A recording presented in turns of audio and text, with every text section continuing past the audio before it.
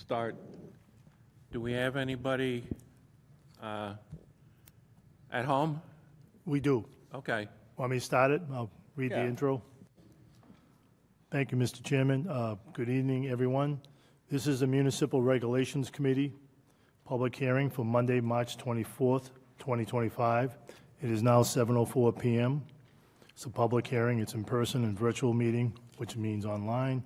In accordance with Chapter 2 of the Acts of 2023, which extends the Governor's March 12, 2020 order suspending certain provisions of the open meeting law, Mass General Laws, Chapter 30A, Section 20, until March 31st, 2025, this public hearing will be conducted both in person and virtually via Google Meets. A public hearing will be held by the Municipal Regulations Committee this evening, March 24th, 2025, at 7 p.m. to hear and discuss the annual town meeting articles that are listed below on the agenda.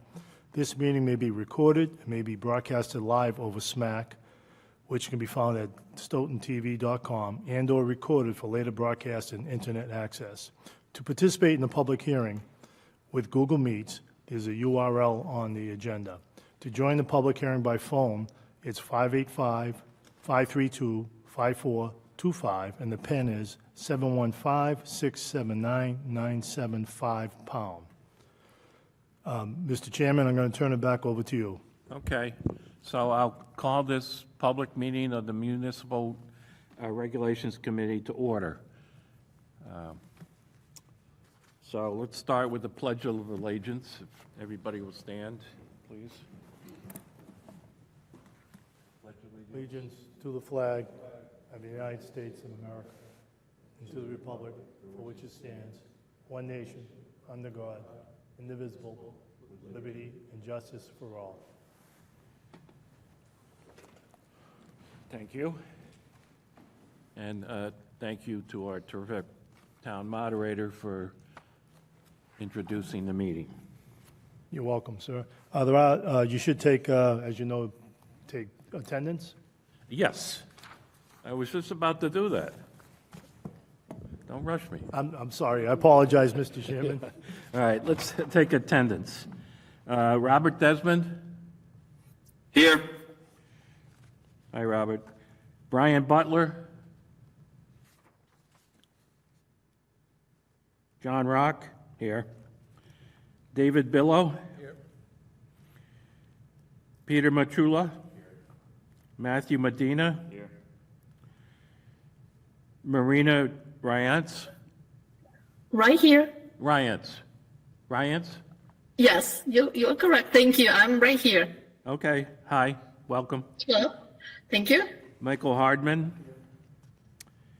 And Joe Piana. Here. And did I miss anybody? That's it? Okay, so I think we're just missing one person. We have a quorum, so let's proceed. Okay, so I'd like to take Article 47 out of order and start with that, since the young lady is here. To do that, that's her only article. If that's okay. What's that? Okay. Mike, can you use your microphone, please? I make a motion that we take it out of order. Do I hear a second? All those in Second. favor? Aye. Aye. Aye. Mr. Chairman, you got to, since we're hybrid, you're going to have to take a roll call. Excuse me? You're going to have to do Oh, roll roll call. Okay, yeah, right, okay. Thank you. Robert Desmond. Aye. John Rock, aye. David Billow. Aye. Peter Machula. Yes. Matthew Medina. Yes. Marina Ryance. Yes. Michael Hardman. Yes. And Joe Piana. Yes. Okay, so it passes. And introduce yourself, and then it's Article 47, Town Charter Amendments. Thank you very much. My name is Becca Markson, Precinct 7. I'm the chair of Charter Review. I don't know if you all, and I did not bring a bunch of copies, but I don't know if you all have the 10 pages of charter changes that we have. Have you had the opportunity to review those?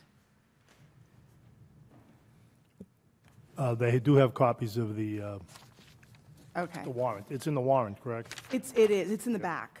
So it was the motion itself, and then it was the 10 pages of Oh, the back- changes. Was it backup? Yeah, Let me look. Yeah, I don't think I have that. I have the article. Yeah, it was in the backup material that was sent out a while back. Okay, well, But you can step that's through it. okay, yeah, just Okay. if you could just review the major hopefully to run through this. points. The biggest thing is we changed grammatical changes. We added in capitalization, things like that. So really, hopefully really quickly, I can run through. We have a summary of proposed changes, which we will have listed, and then we actually have the 10 pages showing the red line, which we hopefully will be able to show at town meeting. So everybody has, and we're hoping everybody can read it beforehand. The charter is a dense document.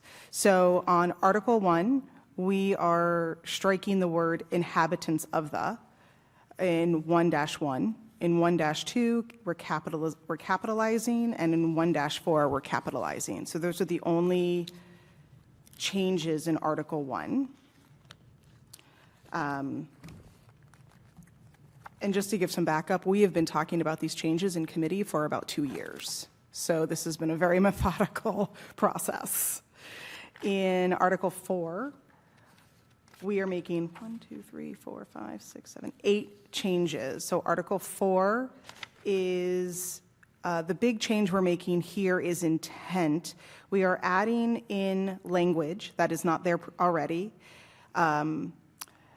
And the main thing is, the town manager shall serve at the will of the select board, except that a vote of majority plus one of the full membership of select board shall be required to discharge them, whether or not the town manager is under contract. So that verbiage, whether or not the town manager is under contract, has been added in. For those that have any history here, that there's a reason that was added in to bring clarity to the charter. Then we have, let's see, under B, we have changed select person to select board. We've added in capitalization. We also added in under letter B, to prepare the select board's 3-year fiscal period and program plan and submit it to them at least 90 days before the annual town meeting. We wanted to make that clear. In preparing the budget, we also added that, the budget and plan, because it's more than just the budget, or just the plan. So those were the 2 changes we made in B.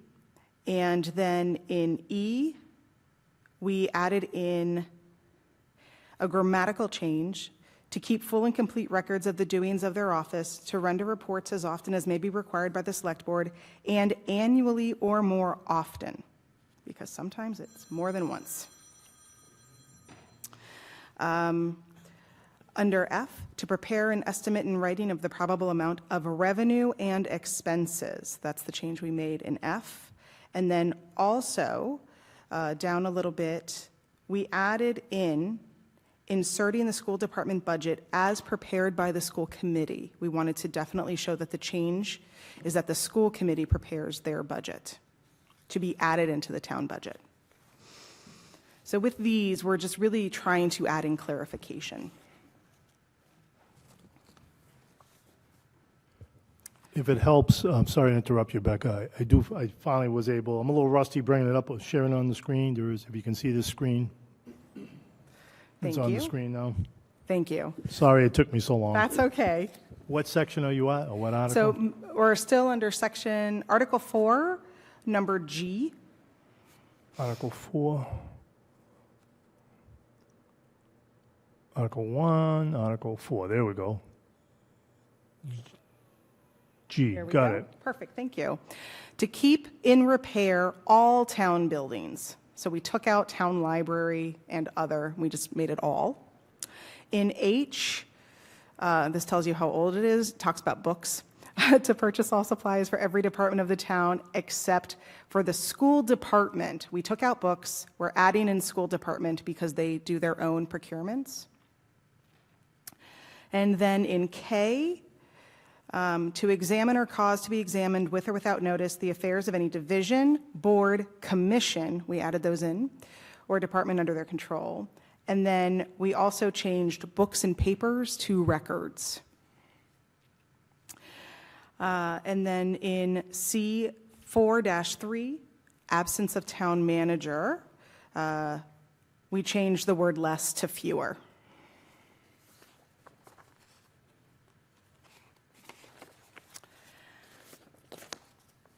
And just to be clear also, going back, when we talked about the Article 4, C4-1 intent, which is about the town manager, we did invite Town Manager Tom Coulter to our meeting. He did attend. We did talk about it. One of the processes that charter review has is any changes that we make or propose to make that affect the charter, that affect a commission, group, person, we invite them or their delegate to come. We're not making changes that affect them, proposed changes, without their input and buy-in.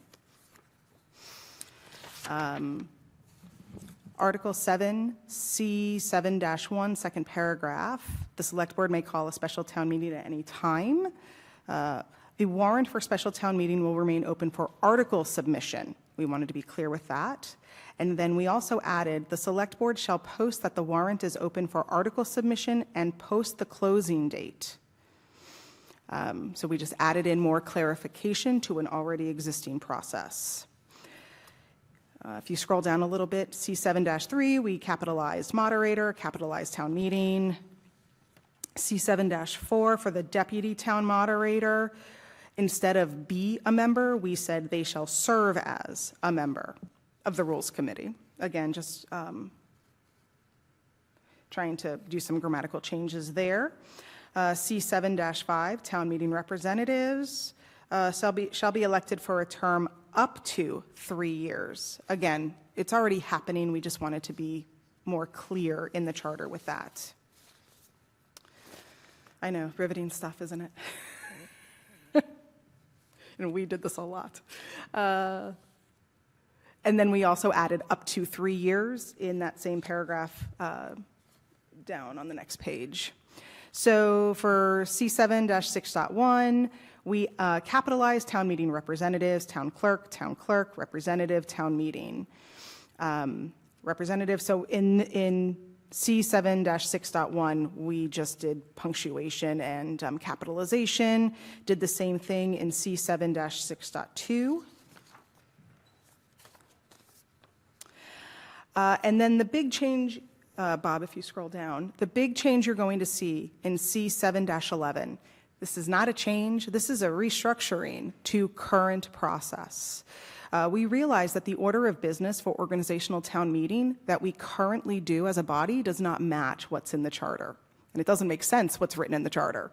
So we haven't actually changed any of the verbiage. We've just changed the number 1, number 2, number 3, the steps.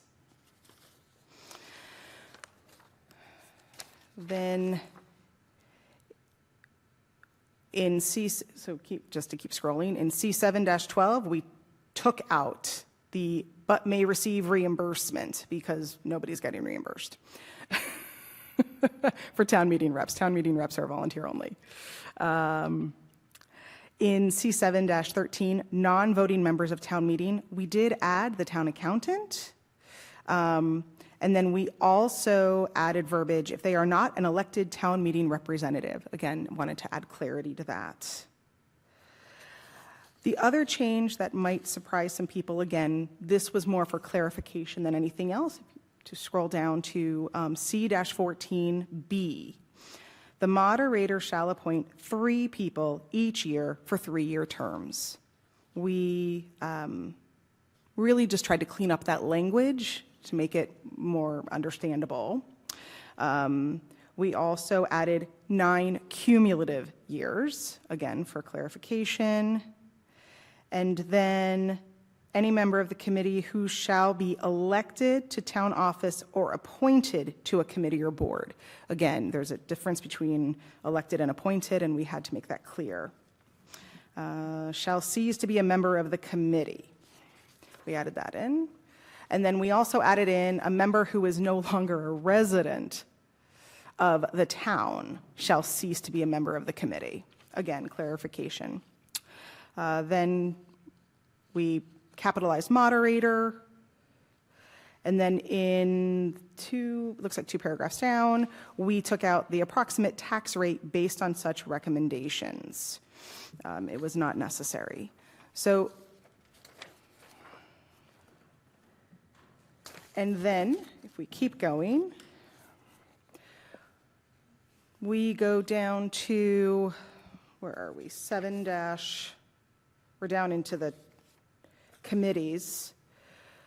We added in on each of the committees, elected by the members of each precinct delegation or appointed by the chairperson of each precinct delegation. So we added in elected by the members of each precinct delegation for municipal regulations, municipal operations, intergovernmental relations. And that's it. Great job. Thank you. Taking Does something anybody that's want to really debate dry. any of the grammatical changes? So, are there any questions?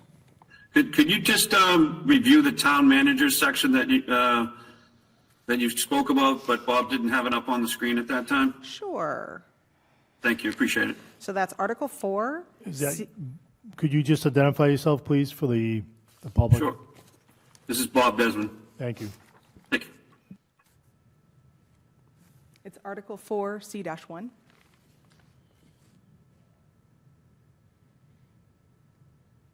Right there. Right there. Yep. So that change is to clarify whether or not the town manager is under contract. So the town manager shall serve.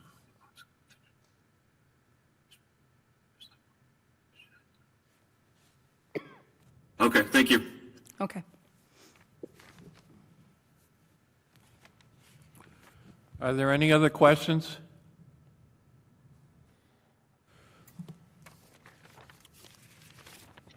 Okay, thank you. Go Yes, ahead. actually, yeah, I'm sorry, there is no raise your arm. Here, sorry. You- oh, Here. Mr. Chair, is it okay if I stop sharing the screen? Sorry. What's that? I'm going to take off the documentation off the screen. Stop sharing. Okay. So I can go back to seeing who's raising their hand. You see if I can get that. There we go. Now we see Marina Riots has raised her hand. From the- Yes. Thank you so much. Marina Ryan's, Precinct 7. I have a question. Can you hear me? Yes. Okay. I have a question about town rep being elected for up to 3 years term. Currently, I believe if the town rep is voted in, it is 3 years term. So what do you mean by up to? So the town rep can be released, resigned, or There are 21 seats. There are 21 seats per precinct.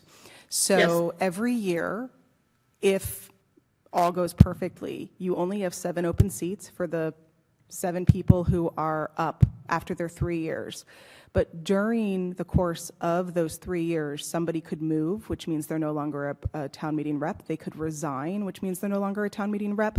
That seat is now available. So if you look at the sample ballot, you can see that on certain precincts, it'll say pick 7 for 3 years, 3 for 2 years, 2 for 1 year. What that means is that there are, if there were 3 and 2, there's 5 seats open that are not for a full 3 year because the seat is empty for whatever reason. So you are elected, but your term may only be 2 years or 1 year. So that is why the verbiage has been updated to state up to 3 years. Not everybody is guaranteed a 3-year term if there are more than 7 people on a ballot and there are seats available either 1 or 2 years. Thank you so much. I just wanted to confirm. Okay. Thank you. Are there any other questions? Sure. So one of the strikeouts was town meeting members aren't to be receive reimbursement. Correct. Was that happening in the past? I have, to my knowledge, no, which is why. And in the charter, town meeting, we do state in the, not we, I didn't make it, in the charter, it does state that you serve on town meeting as a volunteer position. Yeah. Okay. So, yeah. Thanks. I think before we vote on this, I don't think I ever took a vote on a motion to open the public meeting. So I should probably do that. Sure. Yes, Mr. Chair. Okay, so does somebody want to make a motion to open the public meeting? Motion to open the public meeting? Second? Second. Okay, let me take the roll call. Robert Desmond? Yes. John Rock, yes. David Billow? Yes. Peter Matrula? Yes. Matthew Medina? Yes. Marita Ryans? Yes. Michael Hardeman? And Joe Piana? Yes. Okay, and we didn't take up the draft minutes. Well, we can do that We'll do after that this.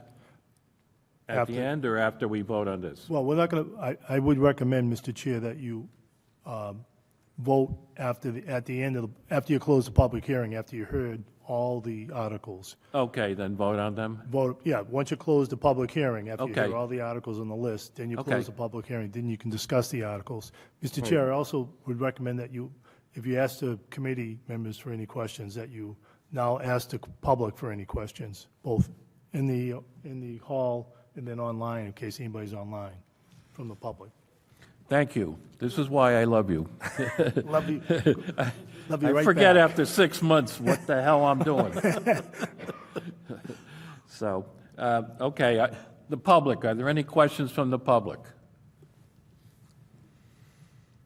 Okay, with that, thank you very much. You should ask the public online, too. Then you go to, say, public in-house, and then if no one speaks up, then you say, is there anybody online from the public? I'm just helping you out, Mr. Chair. Okay, what he said. So, any questions from the public here or the public online? Okay, not hearing any. Thank you very much. Thank you. I appreciate it. Okay, so let's proceed to Article 39. Oh, yeah, well, right. If you please introduce yourself. Thank you, Mr. Chairman. Bill Roth, I'm the town planner for the town of Stoughton. Mr. Mullen, if you would like, if I could sit there, I could go through mine because I know it. It might be easier, and I do that over here for the planning board. So I'm gonna, if it's okay with the chair, I'm gonna go sit over and present over here, then I can go through all the articles that he has up. Great. Okay. Sounds like a I will good step plan. aside, Mr. Roth.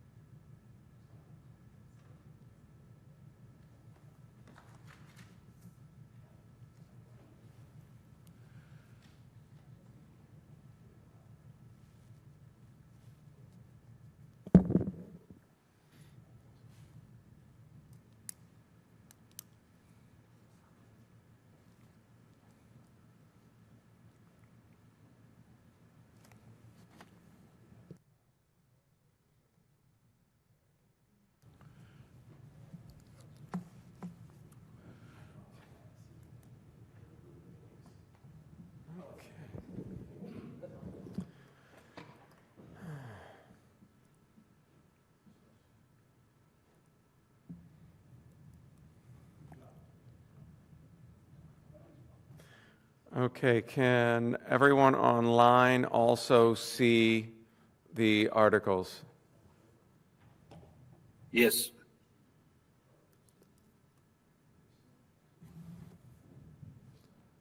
Okay.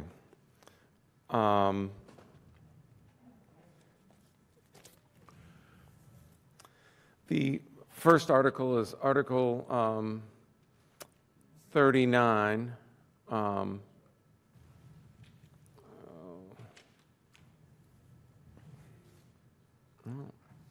go through.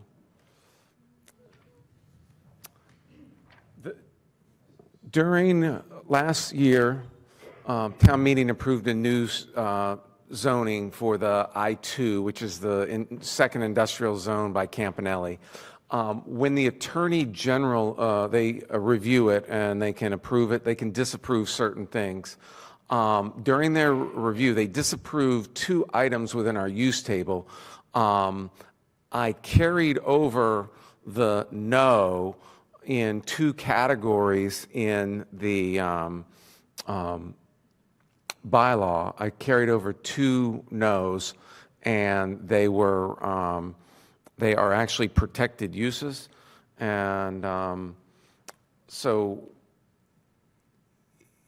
what we looked at doing is having to go back. The Attorney General also at the same time made a recommendation that the uses in the other industrial district should also be a yes, but they could not direct us to do that, and they could not disapprove our warrant for that. I apologize for it not being up on here because that's the one article I believe you have in your packet. It was, it's part of the warrant, not the backup. The larger ones, so you'll see one, I know Mr. Rock had it, it's just the use table. So it's the use table for several items in the industrial district. I can tell you exactly what they are.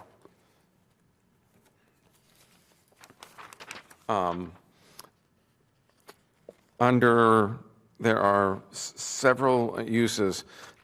Transfer stations and childcare are protected uses subject to state regulation and cannot be prohibited. Heliports, waste disposal facilities, hazardous waste facilities, and other waste facilities and treatment facilities are also protected uses subject to state DEP review. Currently in our bylaw, we had them as either special permits or they were not allowed. So we are basically, whether we have a no there or not, state law trumps and supersedes our bylaw. So what we're doing is just making it comply with state law. And this was in your main, it's in the main article. The rest of them, the way we've done it, since they're so large, we put them in as backup material. So that's the first one that I have. The second article. Why don't we? Okay, we can go over if you wanted any questions of that one. Yeah. And I could log into the system and bring it up if you wanted me to take a couple minutes to do that. Or Well, let me ask for questions after you present each article. okay, that's great. So are there any questions from those present on Article 39? Or the public. How about folks online? Are there any questions from the public? Are there any questions from the public online? Okay, hearing none, let's proceed to the next article. So that was just a cleanup.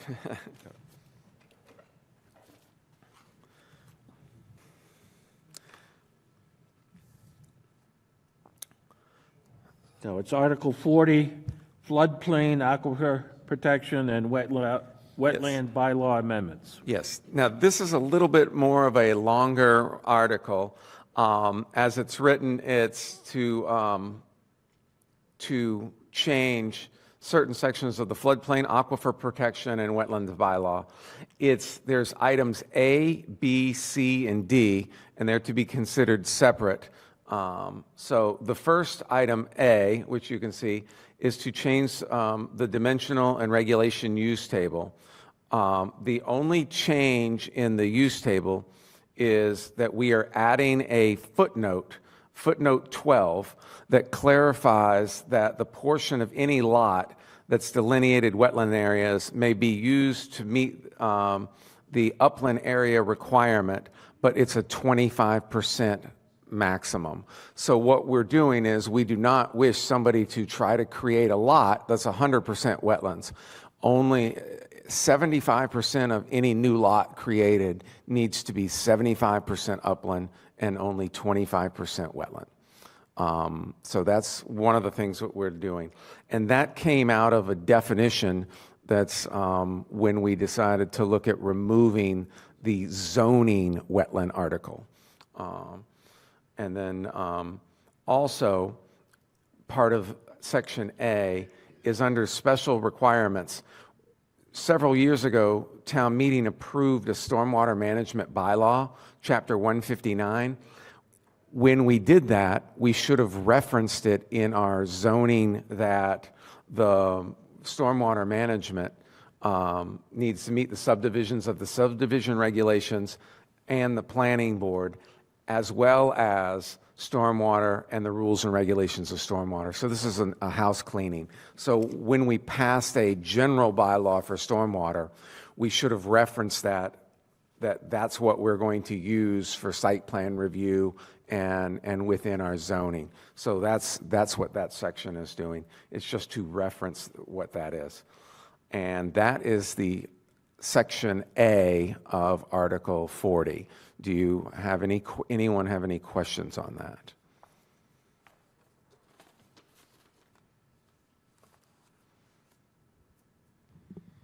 Okay, hearing none. Questions from the public?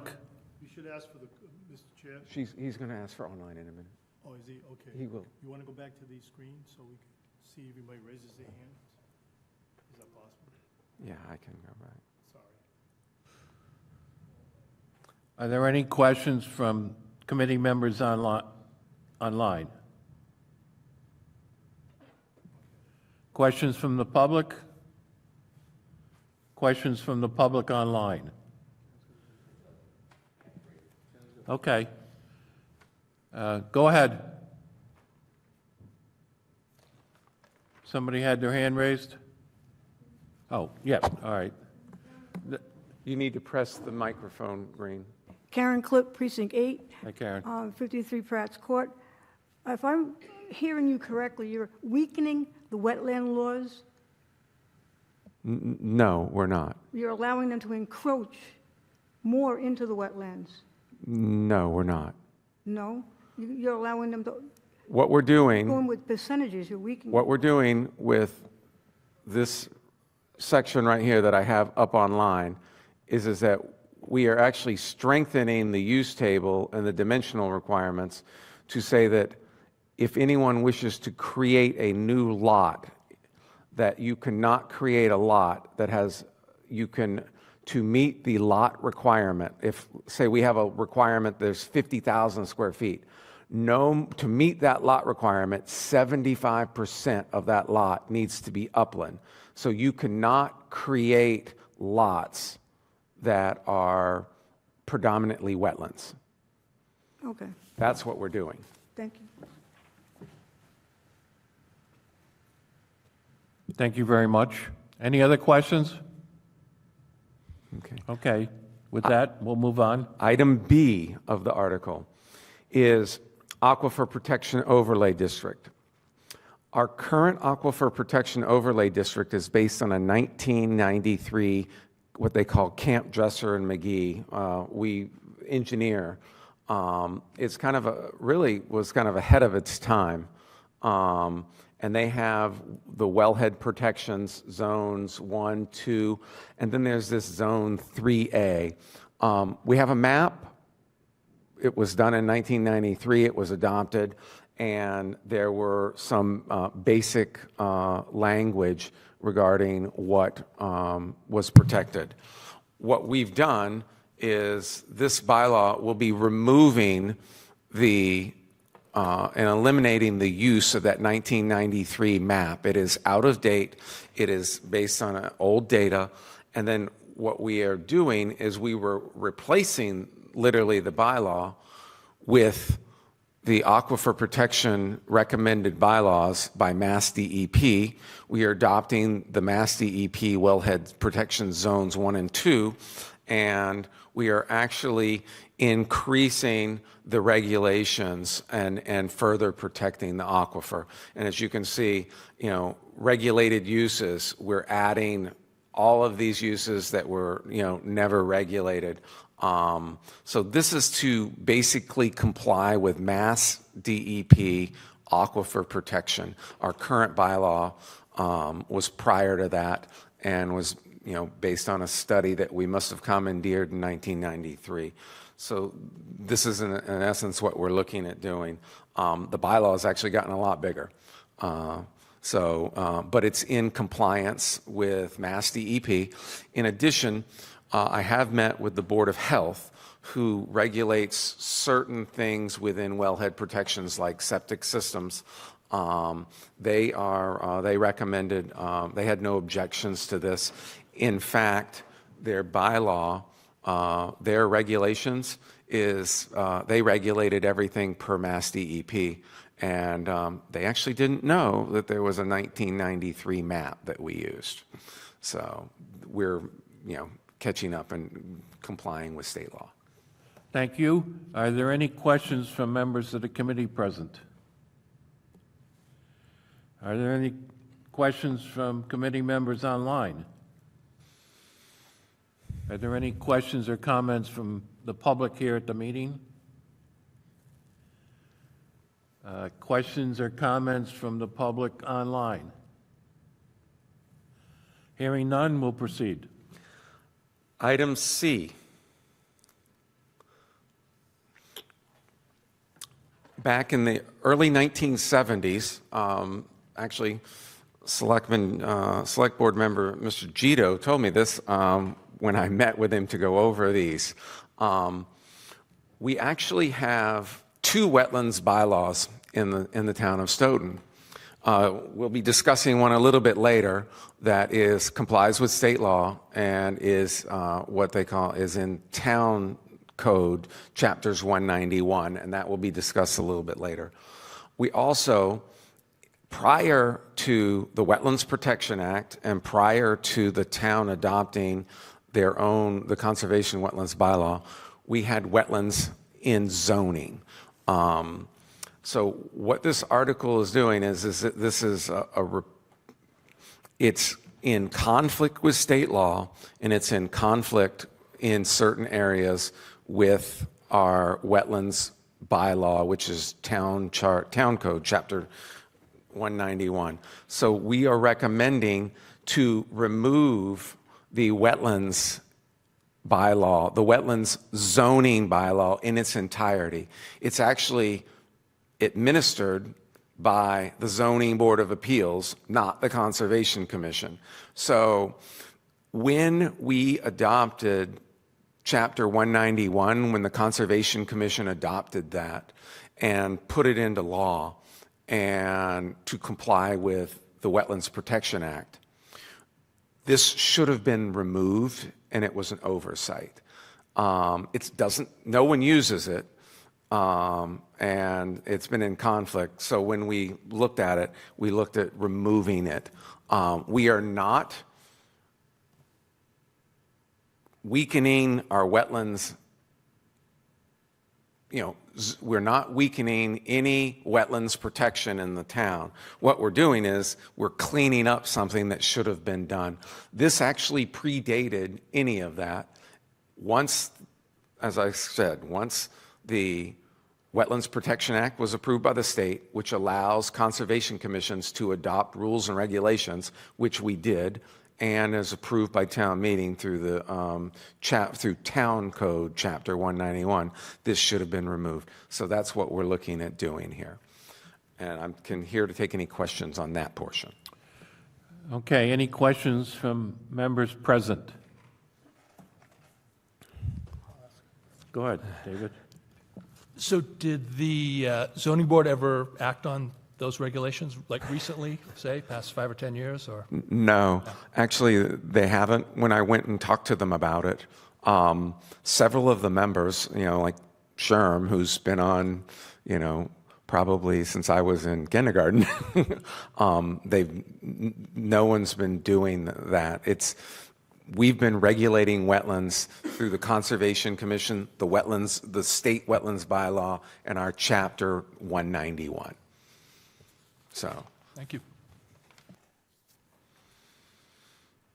Any other questions from the panel? Any questions from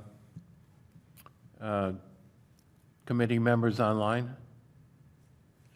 Any questions from the public here? Come on up, introduce yourself.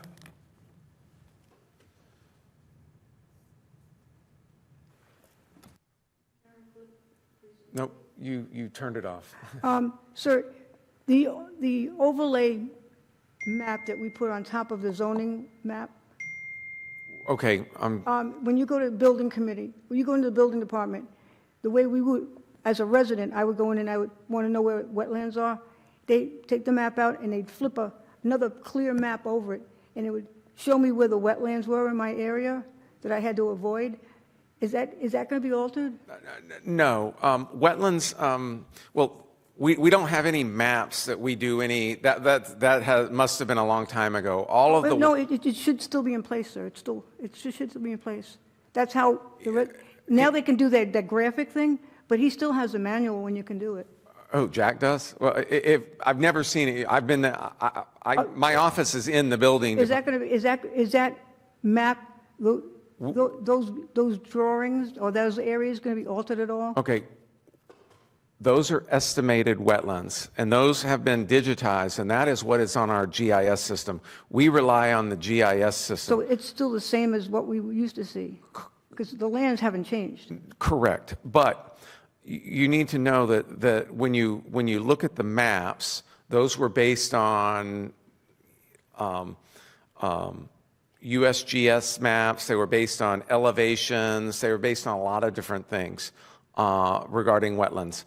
They are not surveyed and 100% accurate. It gives you it's based on a lot of different data. Those maps, which are on our GIS system, are still on there.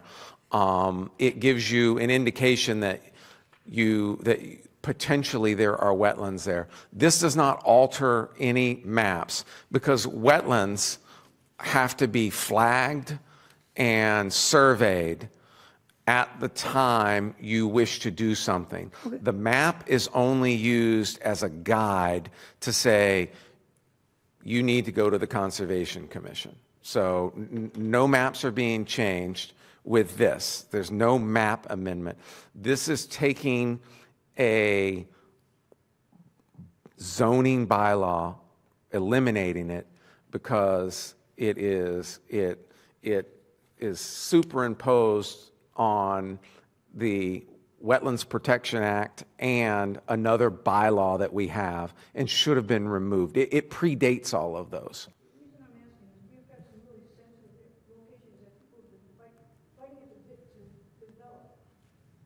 Okay. Oh, you turn your microphone off again. There you go. You should move your hand away from it. There you go. There are a number of places in town that people have been trying to encroach on our wetlands.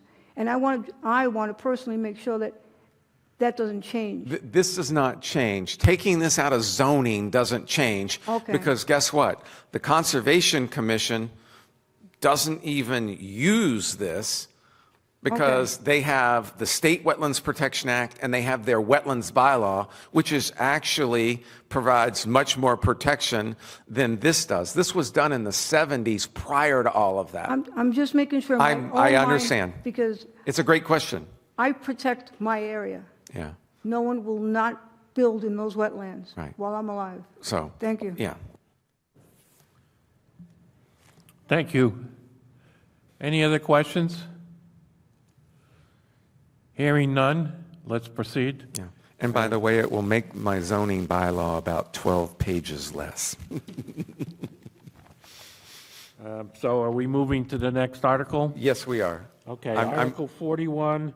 No, I'm still on Article 40. Okay, Article 40. So Article 40D is the floodplain overlay district. FEMA has come out with new floodplain maps. We've been notified, and they've had their comment period was for basically almost all of last year, and their public comments periods were done. They have adopted the maps, and effective in January, we were sent a letter that said that we need to adopt the floodplain maps by their effective date, I believe, is in the beginning of July. In addition, we need to look at our floodplain bylaws to make sure that it meets the state and FEMA's model floodplain bylaw. So what I'm looking at doing here is there were so many changes that it would be words and it would be incoherent. So what we're looking at recommending to do is this bylaw will remove 9.7 floodplain overlay district in its entirety. Then, once that's part of that, then we will part of this bylaw is to remove the old bylaw and replace it with the model floodplain bylaw, which has been reviewed by the state. I actually had a consultant help me on this portion because this is way outside of my expertise. So what we're doing is we're removing our old bylaw because it is woefully inadequate and does not comply with the state. And we're replacing it with the new bylaw and adopting our new flood maps, which will take effect July 8th. In essence, if this is a requirement of the state and FEMA, in order for the town of Stoughton to participate in the National Flood Insurance Program. So for any homeowners that have flood insurance within the town, we have to look at adopting this. So it's pretty straightforward. The old bylaw had so many changes that it was easier to remove the old bylaw, replace it with the new one, and adopt the new flood maps. So I'm available for any questions with that. Okay, any questions on that section from members of the committee here? From members of the committee online?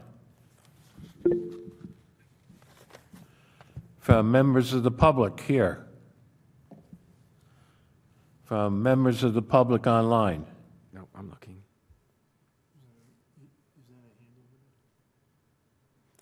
Marina has a hand up. Okay. Marina? Thank you very much. Marina Ryans, Precinct 7. I just wanted to clarify, you're replacing the flood bylaws with the new ones. Does it mean that those houses who officially had the flood zone and insurance will still have the, whatever changes are, will get the insurance going forward? Are you placing any additional flood zones in Stoughton that currently don't have flood insurance requirements? The maps, the maps have been updated based on new, what they call LiDAR data and new satellite data. There are, for the most part, 90% of the floodplains have not been affected. There are certain areas where they've gotten more detailed information. The floodplain in certain areas may have extended slightly, and there are certain areas where the floodplain actually has been reduced or removed. But for about 90+%, there's literally no change on the maps. And then on some of the maps, there have been some minor changes. And it's just based on the FEMA's, much better satellite imagery and much better survey. It's called LiDAR. So, but to answer your other question, this will not affect, anyone's, it doesn't remove anyone's flood insurance or anything. But I will let you know that if town meeting does not adopt this, then anyone that has flood insurance cannot participate, so they will not be able to get flood insurance. So you don't have your new map in here? So- No. In the doc, and where I can find that? We have them in the engineering department, the GIS department, and we have them at the building department. They're all electronic, and they're also on the FEMA's website. Thank you very much. Thank you, Marina. Are there any other questions? Okay, we'll proceed. Is there another section to this? That is all for, let me go through Article 40? all of Article 40. Okay, moving on. Article 41. Okay.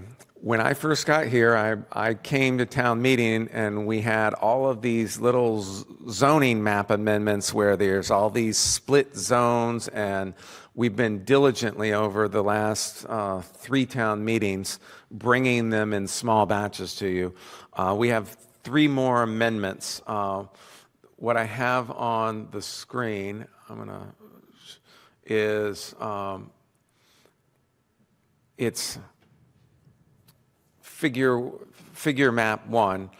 It's property around Sharon Street and Bay Street. If you notice, you can see the general business, how some of the general business and the back portions of these lots are zone residential. Some of the back portions of the residential lots are zone business. Then if you look over where my cursor is, this is a business here. This is their parking lot. It's 2 separate lots. Their parking lot is zone residential. So we're just kind of cleaning it up. So when it's all said and done, you see all these highlighted pink lines. We will be moving the zoning lines to the property lines. And so we're making the lots that are zone business, all of the area is zone business, and the residential lots that are zone residential will not have their backyard zone business. So that's what we're doing on the Sharon. This is the Sharon Street one. There's 3 different ones, Mr. Chairman. Do you want me to take them one at a time or go through all of them and then ask questions? It's 1 article, but 3 different ones. This is article portion A. Why don't we ask if there's any questions on this one? Does anybody here have a question on this particular section?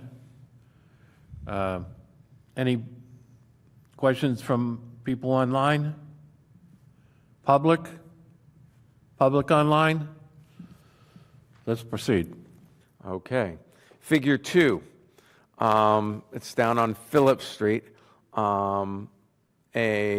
These 2 lots, which are 38 and 35 Phillips, are split zone between the RU residential, urban residential, and the RC zone. We're proposing on making it all RU down here. So that is what this one is. So we're taking this portion of this where the pink lines are. This is RC, and when it's done, we're moving the RU zone to the property line.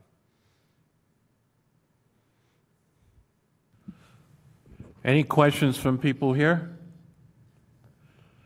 Mr. Mullen? Just a quick one, could you define RU and RC? Residential urban and residential C. Square footage. Uh, We can look it up. Yeah, I think it's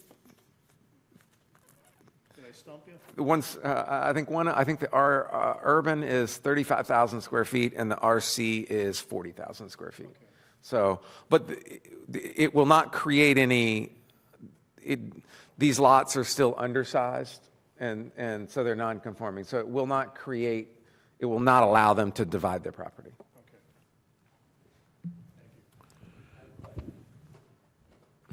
Sorry, just a real quick one here.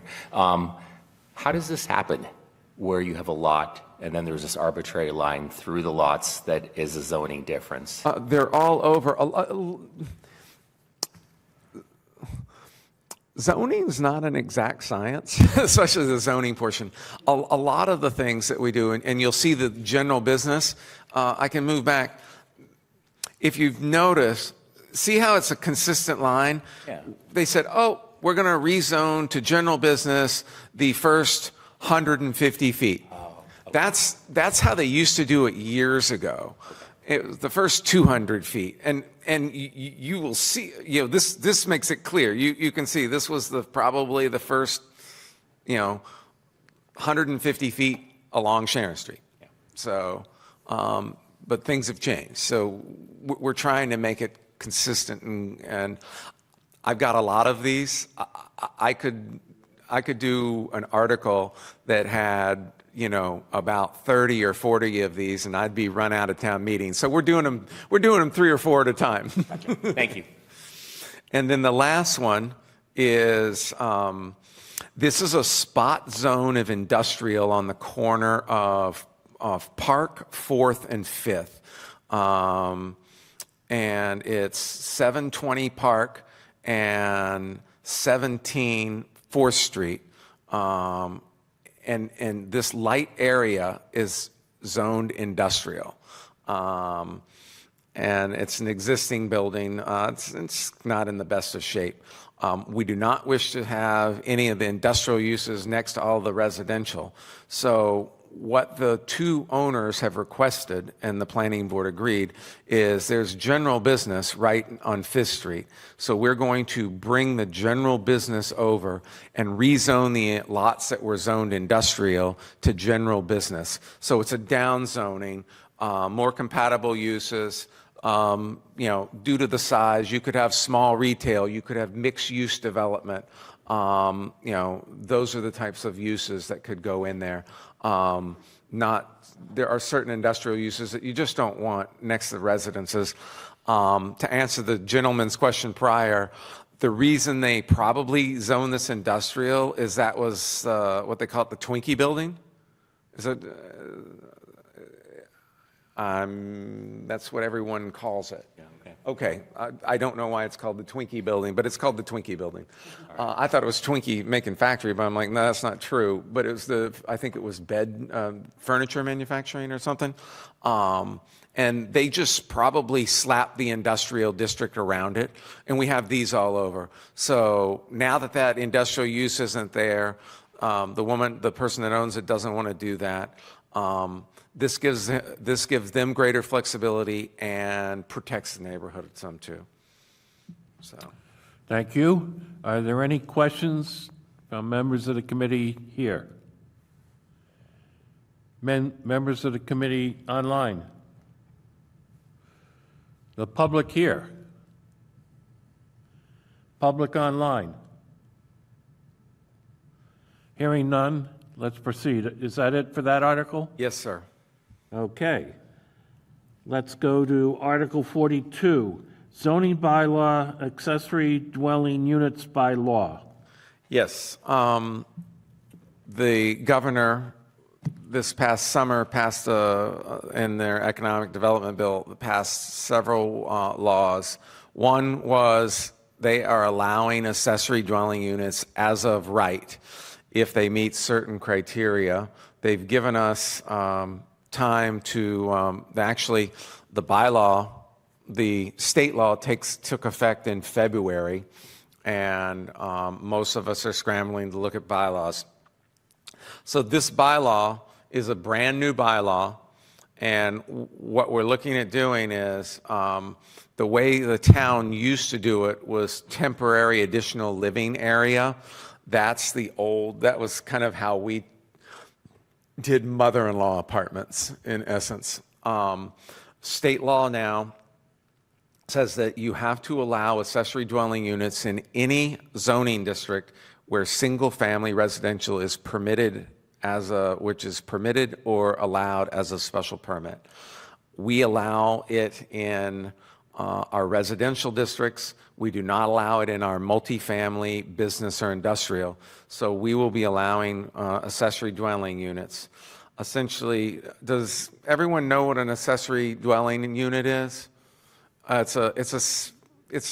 call it, for lack of, it's common term would be the mother-in-law apartment. But you cannot regulate, the state says you cannot regulate ownership, you can't regulate it to being family members. State law allows attached in a house or detached accessory dwelling units. They can be up to 50% of the size of the primary dwelling with a maximum of 900 square feet. So for any house that is 1,800 square feet and greater, you can have a 900 square foot accessory dwelling unit. Any house that is less than 1,800, then it's 50% of that. Some of the key highlights: you can only require that they provide one parking space, provided, and there's a caveat, if the property is within half a mile of a transit, which is our commuter rail, then no parking is required. We cannot do design guidelines. We cannot, we cannot use any discretionary actions. They have to be permitted as of right. So we've taken state law. I have worked with our town council. I have worked with the state. They've held numerous sections. The Attorney General's office has also reviewed, if you want, our draft bylaws. We have sent this to the Attorney General's office, and they have reviewed it. They have made some comments. We did recently make one change, which I believe should be in this. There's a slight change from this one, which we'll have to look at making an amendment. But essentially, limitation of use, I've gone over the half the square footage. It has to comply with all building code requirements. It has to comply with septic. It has to comply with wetlands. Does not exempt you from that. But we cannot require a special permit. This is an administrative thing. If somebody wishes, state law allows towns to have a special permit process if somebody wishes to have a second one. So we've provided a special permit process because state law allows that, or state law dictates it. I can get into the intricacies of the thing.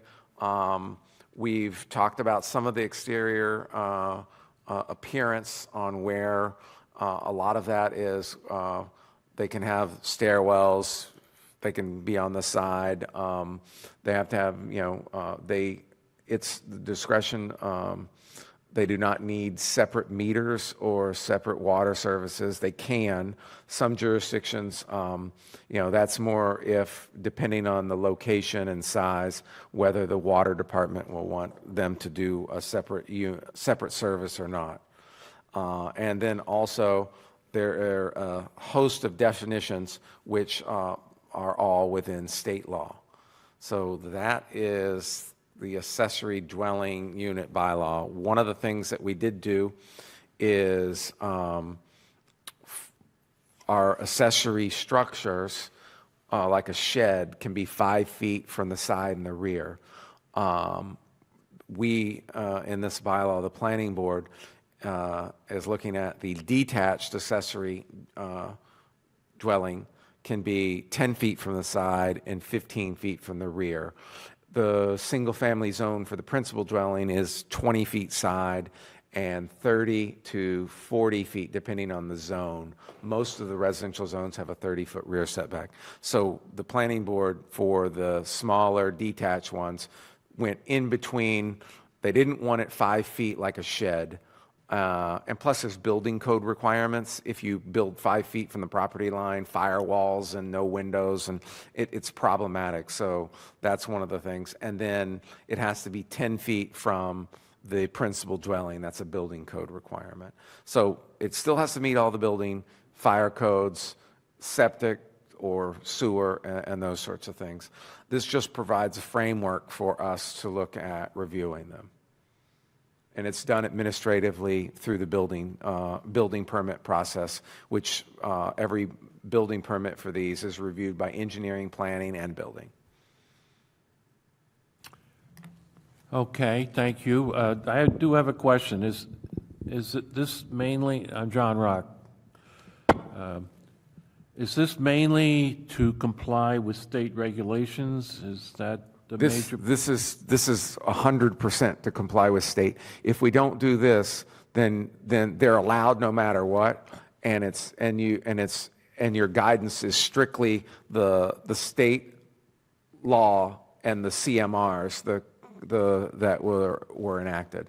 So this is for us to look at complying and regulating it. They don't have they don't have the setbacks. One of the things that we have is in this bylaw is you have to use the existing driveway. We don't want a bunch of curb cuts. The only provision is if you have a corner lot and you access it off the other lot, off the other street, you could have a driveway off of that. The Attorney General, I'll let you know, questioned whether that was reasonable, and we feel that is reasonable, and we are going to feel that's defensible. We feel that the setbacks of 10 and 15 are reasonable versus the 5 and 5. So there are certain things that they've questioned whether are reasonable in here, but we feel it's defensible. Our town council has 14 other communities doing the same thing, and we've I've gone round and round with the attorney generals and town council. So it's new territory. I do not know if I will be back in the fall if the attorney general strikes something out of here. I hope not, but all of the planners, all of my colleagues, we're all in the same boat, and nothing's been approved yet, so we will see. Okay, thank you, sir. Are there any questions from other members of the committee? I have one. Does this cover tiny homes? Like if you were building a tiny home structure on your property? Yeah, a detached accessory dwelling unit could be a tiny house. They do have, and we can't regulate that it has to be a similar and same character of we can't regulate that. Tiny houses have in the building code some different building code requirements, but yes, it could be. It could be, someone asked, could you do a trailer? You could do a mobile home, but they would have to dig a foundation, and because it cannot be mobile, so it can't have wheels on it, and it has to have a proper foundation. So so that's So same thing would qualify for a tiny home, yeah. But I've learned more about things than I ever thought I would. The building code treats certain modular buildings different. Tiny houses are a little different. But if a tiny house is if you have an 2,000 square foot house and you want to put in a 900 square foot pre-manufactured tiny house and dig a foundation and attach it to it, yes, you could. Okay. Sounds good. Thank you. Any other questions from members? Yes, David. Introduce yourself. Sorry, Dave Billow, Precinct 4. So this could be like a house with its own septic system or own well, but on the same property, or all that? The septic and the well is going to be regulated by the Board of Health. We actually have an application in right now for one, and they are proposing to expand. It's actually, a house that's a brand-new house that's being constructed. It hadn't even, and now this law, and they want to build this accessory dwelling unit. They're proposing on expanding, getting approval to expand their septic system, and they are looking at using the well.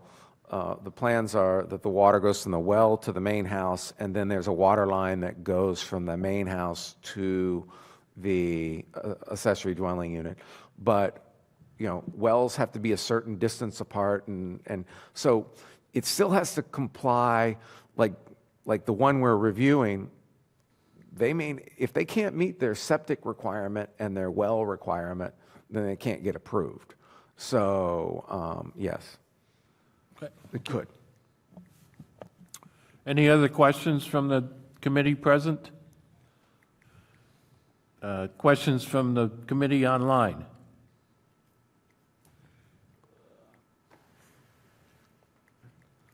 Questions from the public present? Questions from the public online?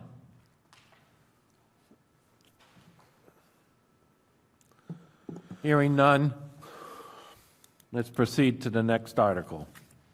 And that article is Article 43, zoning bylaw, short-term rental bylaw. Yes, thank you, Mr. Chairman. One of the reasons we're looking at, the planning board took up short-term rentals is that in state law, with the accessory dwelling unit got passed, it specifically prohibited and said this is not for short-term rentals. So when I write a bylaw that says this is not for short-term rentals, this is the one we were just talking to, the accessory dwelling, somebody can come and say, well, where are short-term rentals allowed? And are there any regulations? We do not have any. We actually have 2 short-term rentals that were in front of the Zoning Board of Appeals, and they couldn't do anything with them because we had no bylaw. And so we wanted to look at protecting the town to look at regulating short-term rentals. We are making them, we're not allowing them as of right. They are all special permits. They are only allowed in the 4 residential districts. They're not allowed in the multifamily, the business, or the industrial district. And the bylaw sets out how short-term rentals have to be reviewed, registered. It sets up definitions, a process to review it. It's going to be reviewed through special permit through the Board of Appeals. I have met with the Board of Appeals, and they've reviewed this, and they voted to look at supporting it. Some of the requirements that we're looking at are that they have to provide off-street parking. They can't be used because sometimes for venues and weddings and those sorts of things, it's specifically in the bylaw. You can't look at doing that. Looks at keeping noise down. It does talk about having to provide off-street parking. Basic things that you would want to see. It can't alter the exterior character. It still needs to look like a house. When I say short-term rentals, everyone knows that's like an Airbnb or a VBRO. I'm sure most of us has probably even used those. And we actually have them in town, and they're technically prohibited. So this is a way to look at getting them regulated, having the building department look at inspecting these things and reviewing them.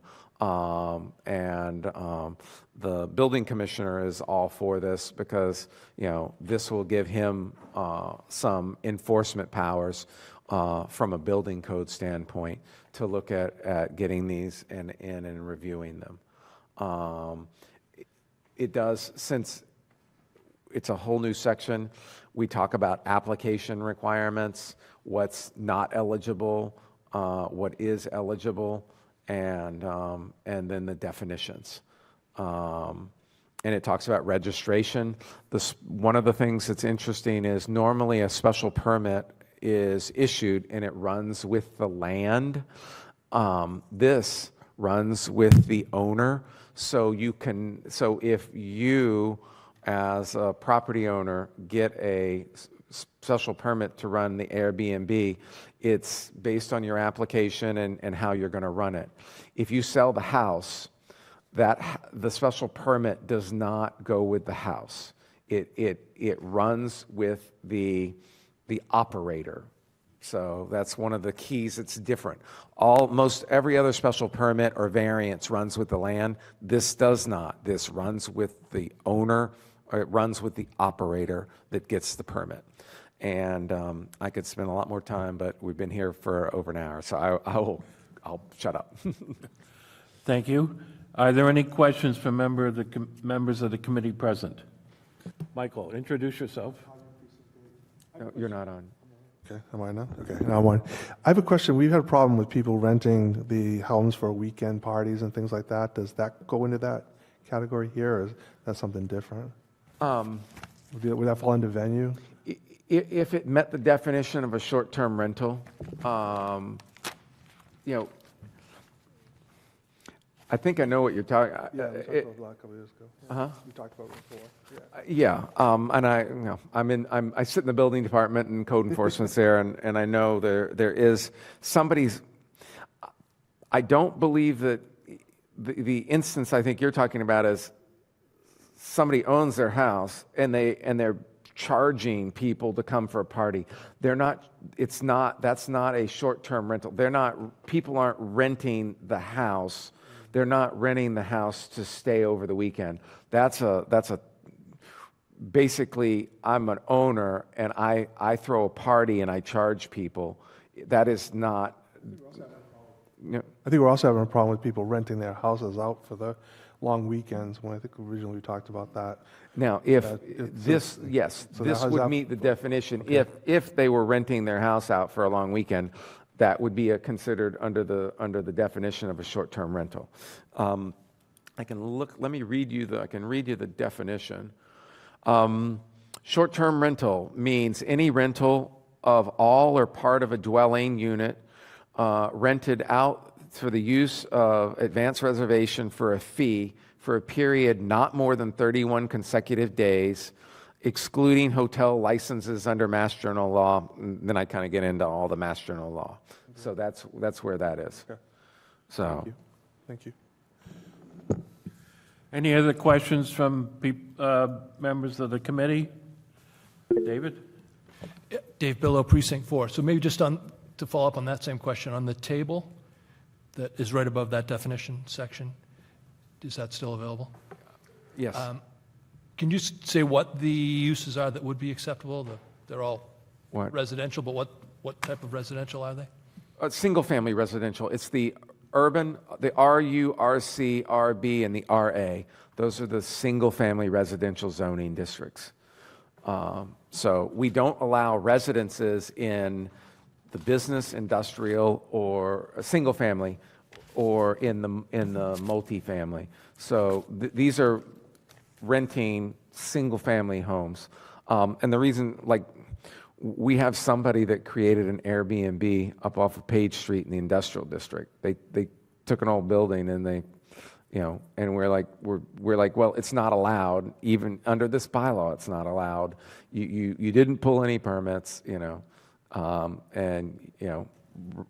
rentals and it's not allowed.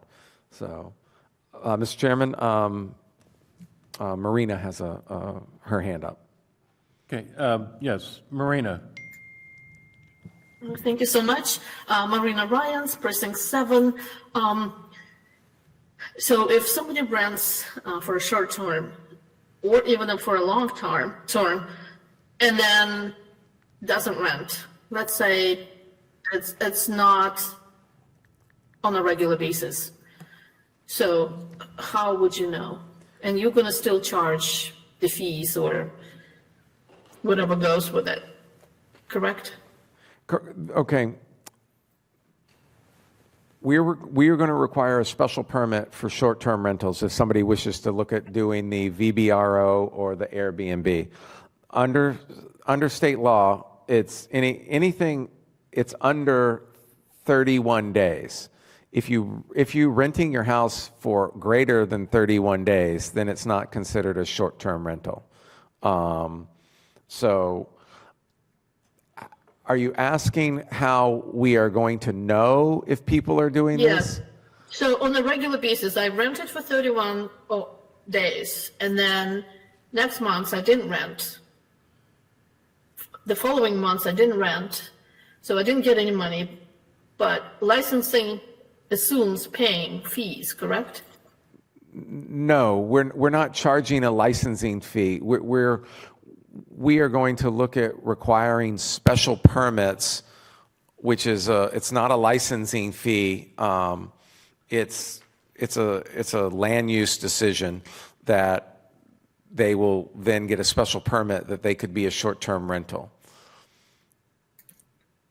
Yeah, Airbnb sometimes is, you cannot predict if someone wants to rent your place. Decision can be made within minutes or hours. So how long does it take to get that permit To rent as Airbnb? If you want to look at renting your property as of a Airbnb or VBRO, then whether you only may do it a half a dozen times a year. The special permit is, you have to come in and explain the business and show that you can meet the bylaw, and it's still a discretionary action. I think you're trying to ask, how would we know if somebody is, some of that's a code enforcement issue. There will be some that we won't know, but I will let you know that our code enforcement officer can go on the computer and log into the Airbnb site and type in Stoughton, and he can get a listing, and that's what he's done, and send these people notices of zoning violations and have them come in, and once this bylaw is in effect, have them come in and get get a short-term rental special permit. Does that answer your question? I think so. It's still a little unclear how the whole thing is going to work, but thank you so much. Okay. I think my question here would be along, piggyback off of that. What's the duration of the permit when it's given? If someone is permitted, how long does that permit last? Is it indefinite? Does it have to be renewed yearly? Is it per occasion? I'm looking at, it would be, one, what they were requesting. It typically, it could be for, an unlimited period of time. Okay. While the owner or operator owns it. But it depends on the zoning board of appeals. They could say, they could, if they said, okay, this is good, we want you, we're not sure about these, we're going to give you the permit for 24 months, 2 years, and they're renewable. The special permit is a discretionary action. So the ZBA can determine, they could set a time limit, come back in for a renewal process. They could look at doing any of that.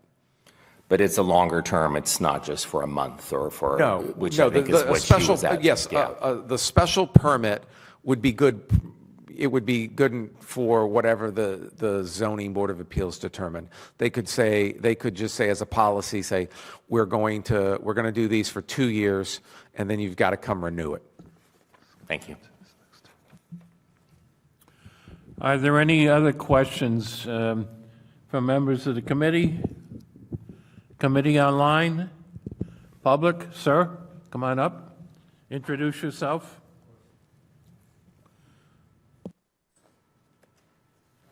Hello, my name is Ledio Rapushi. Quick question, just quick. Could you Ledio Rapushi? Ledio? you'll probably have to have her spell it for you. Oh, it's okay. At Ledjo. Ledio. Call me John, make it easy. My name is Ledio Rapushi, I live at 23 Broadway. So I have just a question to clarify something. You said the permit goes with the owner. So it's self-explanatory, but I just want to ask, if the owner sells the house and buys a different house in that year or 2 year, whatever the permit is, can he make the other house or he has to go No, and it reapply? goes, it's based on the location and the owner/operator. Okay. So if it's 15, Main Street, and you go by somebody, and they go by and they sell that and they go buy another house over on Maple Street, you have to go through the same process because the abutters within 300 feet of that get noticed. It's a whole public hearing. It's to let the public, let the abutters know, voice their concerns. So it's specific to the residents and specific to the owner/operator, whoever's running it. All right, thank you. Okay. Are there any other questions from anybody here or anybody online? Public online? I do not see anybody, Mr. Chairman. Okay. All right. Hearing none, let's proceed to the next article. Article 44, noise bylaw.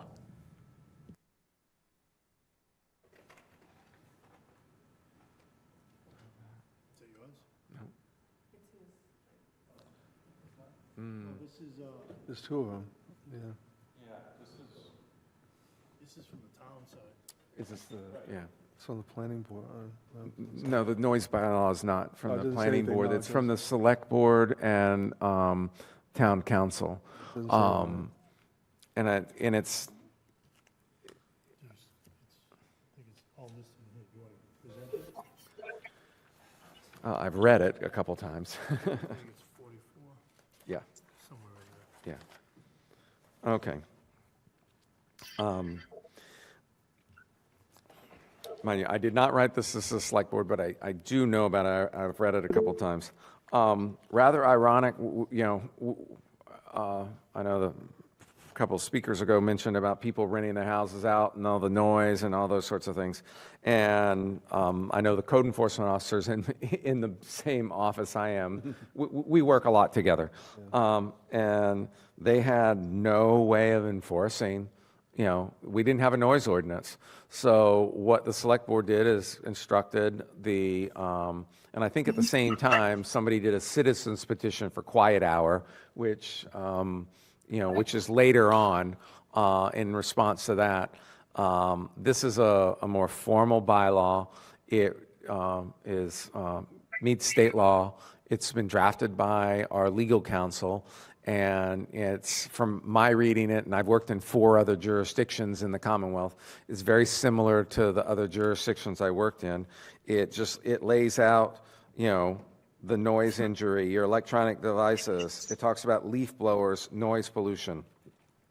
It talks about the restrictions and hours, such as Sunday through Thursday, from quiet hours between 10 p.m. and 7 a.m. It talks about federal holidays and various things. It says from 7 p.m. to 7 a.m. you can't operate a leaf blower, power tool equipment, heavy machinery, emitting the noise in a manner that prohibits the paragraph.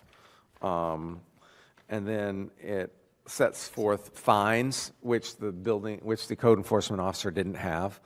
It gives us and the police department too. The police department code enforcement officer really did not have any kind of teeth to enforce, nuisance and noises. This does. And it also has a section on engine braking, which is they commonly call the air brakes, the Jake braking. I know that up on Page Street, the area, that's been, there's some of the original residents up there that had nothing but farms around them, and then all of a sudden it became industrial area. And I know that during the Stoughton Logistics project, several residents we're like, can we do no jake braking zones? And, we looked into it, and we didn't have the noise ordinance to do it. This allows us and allows the officers, if the jake braking happens, to look at fining them. So it's only about 3 notebook pages, but it's pretty basic. Sets the definitions, it sets the restrictions, it talks about the scope and the exemptions. And it's a town bylaw. 50%. It's not in zoning. This would be a town bylaw. Thank you for filling in. Are there any questions from members of the committee? I have one. Michael? Can the other article be incorporated in that, where we put times into the noise bylaw? Times are in this. Okay, so how we have 2 different laws if we pass the other one? I do not know. I don't have the petitioned article. I'd have to read it. I have not read the petitioned article. It says quiet times from 10 to 7 p.m. Okay. 10 p.m. to Well, 7 a.m. rather.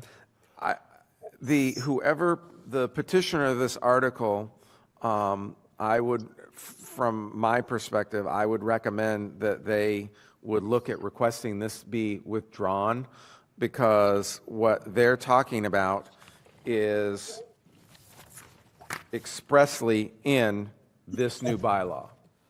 This new bylaw has quiet times from 10 p.m. to 7 a.m., mornings and on nights, Fridays, Saturdays, and on federal holidays. It allows 11 p.m. on Fridays, Saturdays, and federal holidays until 7 a.m. So this bylaw addresses this petitioned article. So, what I believe will be said, and this has not been put into bylaw language, what will be most likely told would most likely be the select board or town council saying, well, the bylaw that if you pass Article 44, it incorporates the spirit of Article 50. So that's what I would say. Any other questions? Joe Piana, Precinct 6. I mean, the jake braking is basically signage on the roads, right? For the trucks, The jake braking. Uh-huh. So that's usually just on the roads. Oh, jake braking is strictly on the, it's strictly on the roads. Yeah. And that just requires signage on certain roads for that. Well, I've seen On Bay Road, and the trucks going down the hill, Yeah. they always do it. They always do the jake braking. Yeah. You could put the sign, that's if this is passed, then I think it's really working with engineering and public works on, do you need to clutter everywhere with signs? No. I think between us and a handful of people, you could, you already know, the half a dozen spots where it's happening. I mean, we really do. And it's about trying to see if Public Works would look at signing it, where it's needed. Yeah, I've seen it in other towns. Yeah, where I've seen it done several ways. In like going in an industrial area, no jake braking. But I've also seen it, right at the town line. Yeah. But I think signage on it would be complaint driven, case by case, and you would know, oh well, heading down Bay Road, Page Street. Okay, thank you. Yes. Introduce yourself. Yes, sorry. Peter Mashula, Precinct 5.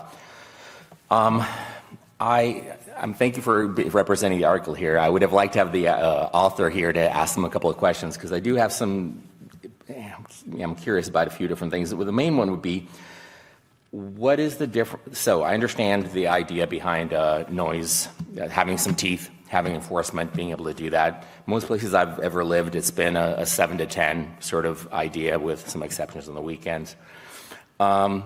But, sound pollution is sound pollution, right? Is kind of the way I see it. How are the items in B different from the sound pollution we're talking about in A? I mean, is there a justification as to those items being different, since the time limitations on those is different? We're talking about the difference between 7 o'clock every day versus 10 o'clock or 11 o'clock on the 2 other days. And why I bring this up is because during the summertime, the sun doesn't go down until, 9:30? So if I'm out there mowing my lawn after 7 o'clock, I would be in violation of this ordinance. And in addition to that, I question the first offense being a $100 fine versus a written warning. It seems like a little bit of multiple questions I'm throwing it out at you. Yeah, obviously, I can't answer some of them. And some of it, I look at it, as the planning director who writes code and reads code and sees code. I think they're looking at some of the restrictions under A are, I think, the unusual noises, speakers, radios. I think it's addressing, I think this bylaws are written because there's a problem. Zoning, are written, restricting this or that, because we have, because obviously I'm in the building department, my office, and I work with, and the speaker over to my right has alluded to, about we've had some houses that they literally have paid house parties with hundreds of people, and so my thinking is A is dealing towards more of a commercial, semi-commercial type of offense, because it talks about speakers, phonographs, sound making. It's clearly we're distinguishing the noise into two categories. One is, commercial type things such as these house parties, and they're becoming more and more,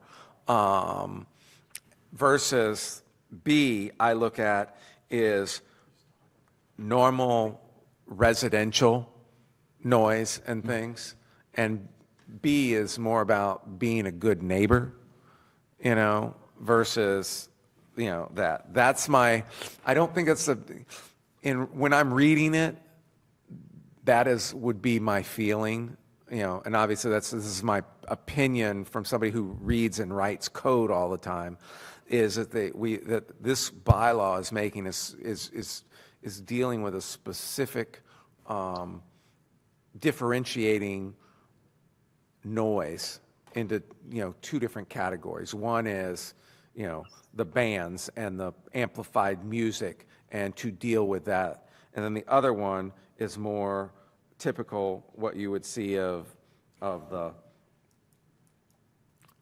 neighborhood or a commercial business that's in one of those little small areas that is in the residential district, to try to be more of a good neighbor. So I don't know if that fully answers your question, but that's, in looking at it, that's the way, if I were to write it, I'm looking at it, and there's two specific, they're differentiating it, because the second one allows at the end, it allows the Special select request. board. Yeah. It allows for waivers, and so it's really to deal with more of the residential type things, to say, okay, these are common residential things, and what are you looking at doing? And I guess I'm trying to understand why the common residential things would be that much more restricted time-wise than the amplified party sort of noise. so you'd have to, Okay, no, it's, I don't know. I don't have that I'm answer. sorry to put you on the I'm just- spot. I realize that you're not the really, author. you're not putting yeah. me on the spot. I'm just telling you, common sense is showing me that they're differentiating these two types of noises. I can, thank you, yes. Any other questions from committee members here? Seeing none. Committee members online. Marina has one, and then Mr. Murphy also has one. So Marina? Thank you very much, but I believe Mr. Murphy had his hand. Oh, okay, sorry. Mr. apologize. Peter? Yeah, I've seen. Can you hear me now? Yes, we can hear you. Okay, Peter Murphy, Peters Drive, Precinct 2, Town Meeting Representative. To give you a little bit of history on this particular bylaw, over the past couple of years, there's been noise nuisances from parties that have been totally out of hand. When you have a party that shows up with over 135 people, and it starts at 4 o'clock in the afternoon and doesn't end till 2 o'clock in the morning. The police arrive multiple times, and then it's not just one weekend, it's multiple weekends. I worked with the code enforcement officer, I worked with the chief of police, and would also work with the town moderator, the town manager, and the town attorney.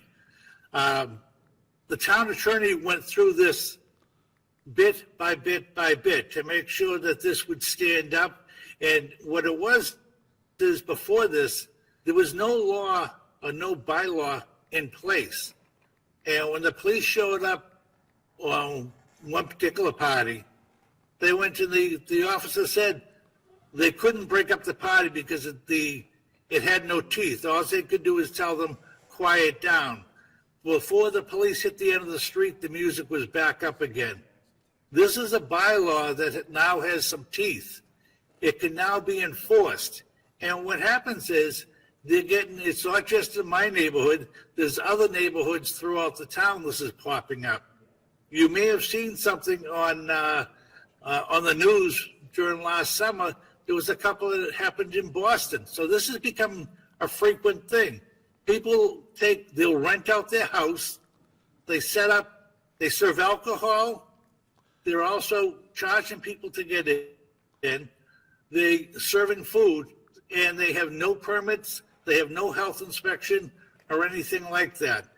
In particular, Peters Drive had cars blocked on both sides from one end to the next. And like I said, there was over 130 people there. They had a security guard there. And when people going into the party, they were using a metal detector to let them into the party.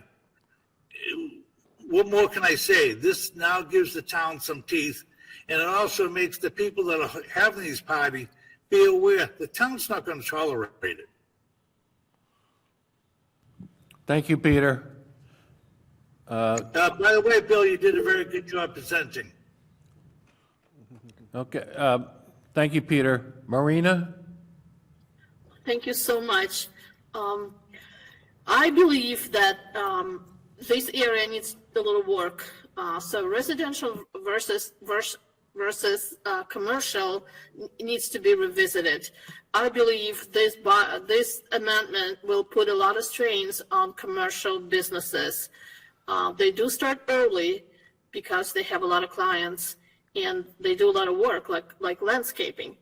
No, they don't start at 5 a.m. They probably arrive sooner than that, before 7 a.m., but they start their noise work, probably around 7 a.m.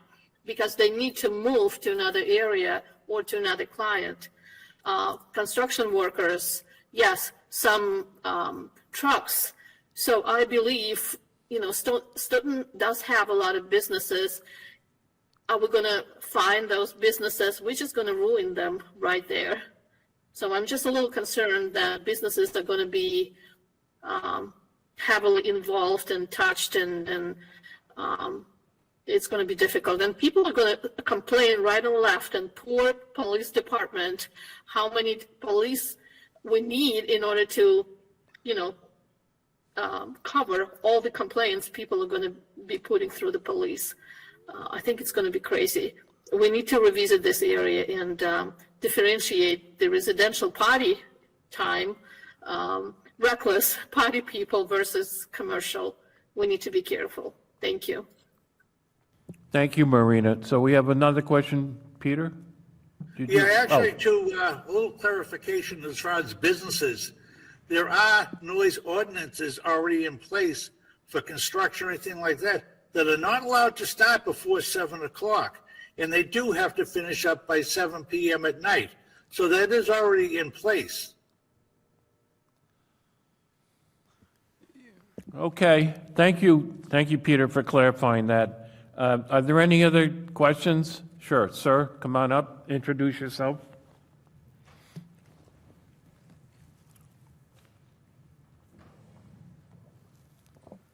Hello, Mr. Chairman. I have the petition on the end. It's a little weird that took the town. I've been going through hell for 2 years. I have 3 kids, 2, 4, and 3. And then I have a neighbor that has the music loud enough that the bass can pierce my ears. And I find it a little weird that it took the city so long to come up with something like this. And I know the lawnmower situation. I mean, why would you lawnmower at 10 o'clock at night? And why would you start at 7? I mean, everybody has a different life. I have 3 kids now. You had 3 kids before. You have 3 kids, you know, that are growing up. So, and I hear too much like, oh, it's just a weekend, you know. But I have a different life, you know. I work on Friday. I work on Saturday, you know. Just where my petition is, and I think what the city is asking is, just be respectful of your surroundings. I'm not saying don't play your music, don't listen to your music. I'm just saying, you know, play your music to where you can hear it. Not everybody has to hear it. If I need to pray at 12 o'clock at night, and, you know, I turn on the church so everybody can hear me, that's not right, correct? That's why. But I do find it a little bit hard to. I've been in the city since 2010, right? And then I find it so hard to see that this city doesn't have quiet time. It's so unbelievable to me. But maybe, you know, because I haven't lived in too many cities, I live here for most of my life since I came to United States. Maybe there is other cities on the same way. I don't know. I think that's what this article is trying to address. No, I understand. I understand. Thank you. I just heard people a little bit confused that, construction and businesses, they be hurt. The time is reasonable, it's 7 to 10. I mean, you know, it's not too early and it's not too late. I don't know. That's my opinion, mostly. Okay, thank you very much. Are there any other comments or questions? I think we need to move it along here. So let's go on to the next article. Article 45, wetland bylaw changes. Thank you, Mr. Chairman. I will be doing that. I'm going to share my screen again. I'm doing this on behalf of the Conservation Commission. If you noticed earlier, I was telling you that that the previous thing is that we discussed getting rid of the zoning wetlands. So that's because this is our Wetlands Protection Act, which is enabled under the Wetlands Protection Act. It's administered and run by our Conservation Commission. The changes in this, there's a summary document that was prepared, and it says that the changes are to the maximum fees charged for third-party peer review. A lot of these things are ministerial, and once you write a bylaw and you administer it for a while, you're like, you need to tweak it and add some things. So it's about, they're having problems with needing, the consulting fees are too much. So I will show you in red where they're looking at doing it. And this is the entire bylaw. Let's see.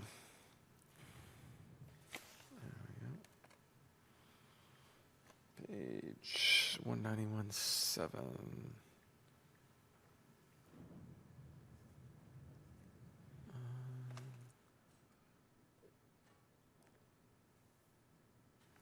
So the first change is it used to be a $2,500 fee, and they want to look at being able to additional incremental fee of $1,250 or $12,500.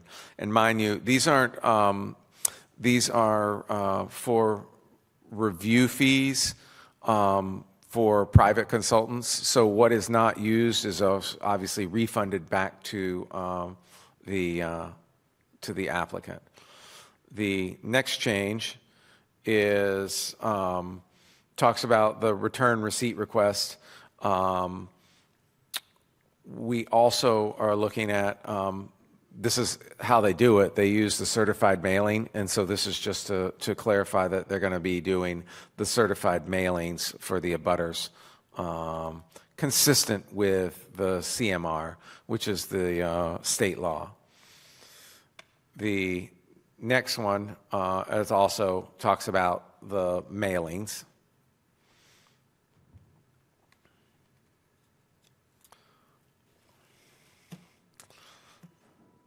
This is about renewal of permits. So they want to talk about, they want to look at having an additional 1 year, but they want to be able to look at 3 or 5 years depending upon the approval and the expiration date. And then this is just a kind of programmatic on why they want to look at doing it. So they want to add for any 3-year renewal, you can do any 5-year permit, maybe renewed for a 5-year permit can be renewed for an additional 5 years. Right now it's 1 year renewal, and then you have to renew it again, and they're having problems with things lapsing when it's a house cleaning issue.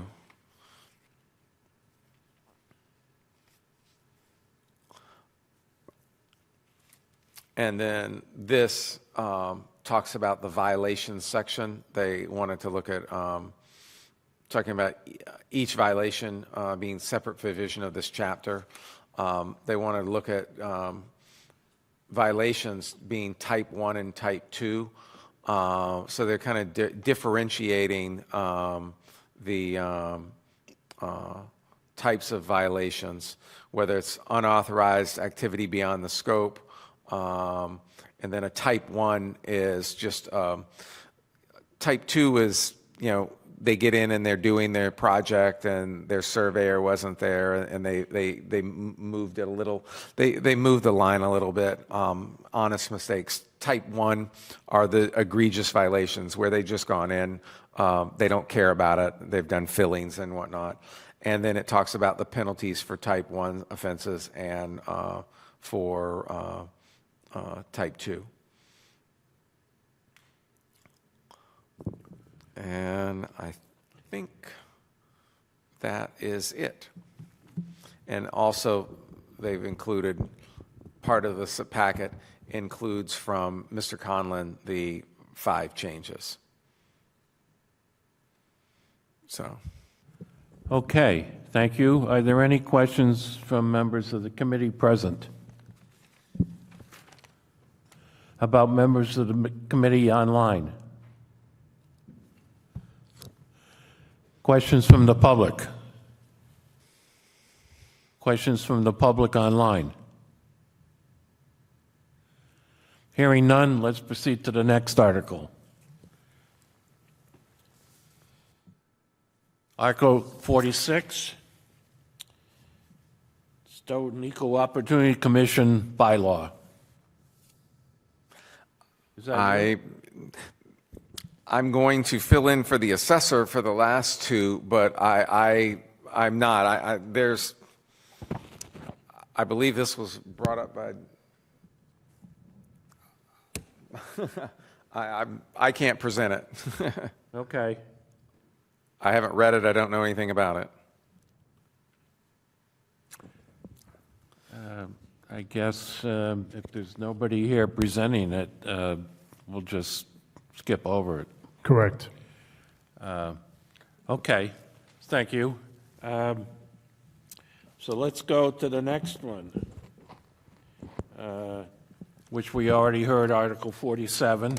So we'll go to Article 48, Senior Tax Deferral Program. Bill, is that not you again? Let me, I want to stop sharing.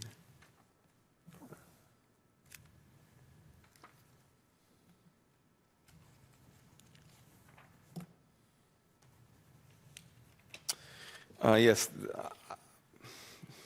Mr. Mullen has asked me to look at it. These last two are submitted by the Select Board, but they're on behalf of the Treasurer and the Finance team. And let me get to it for you. The senior tax deferral, this is just a house cleaning issue to update it so it will reference and comply with the Mass General Law. And it just sets out the process that they're looking at doing it. Every now and then, when state law changes, the problem is when you reference these bylaws, you reference the old code, sometimes or as amended and whatnot. So this is, it's pretty straightforward. It says to adopt the provisions of Mass General Law, Chapter 59, Section 5, Clause 14A, 2. It says to adopt a higher qualifying gross receipt equal to the amount of income determined by the Commission of Revenue for the senior tax circuit. And it says not to exceed the amount of income determined by the Commission of Revenue for a single person. So this is just a section to the adding it so they can, complying with state law, referencing the state law for the guidance for the single tax deferral program.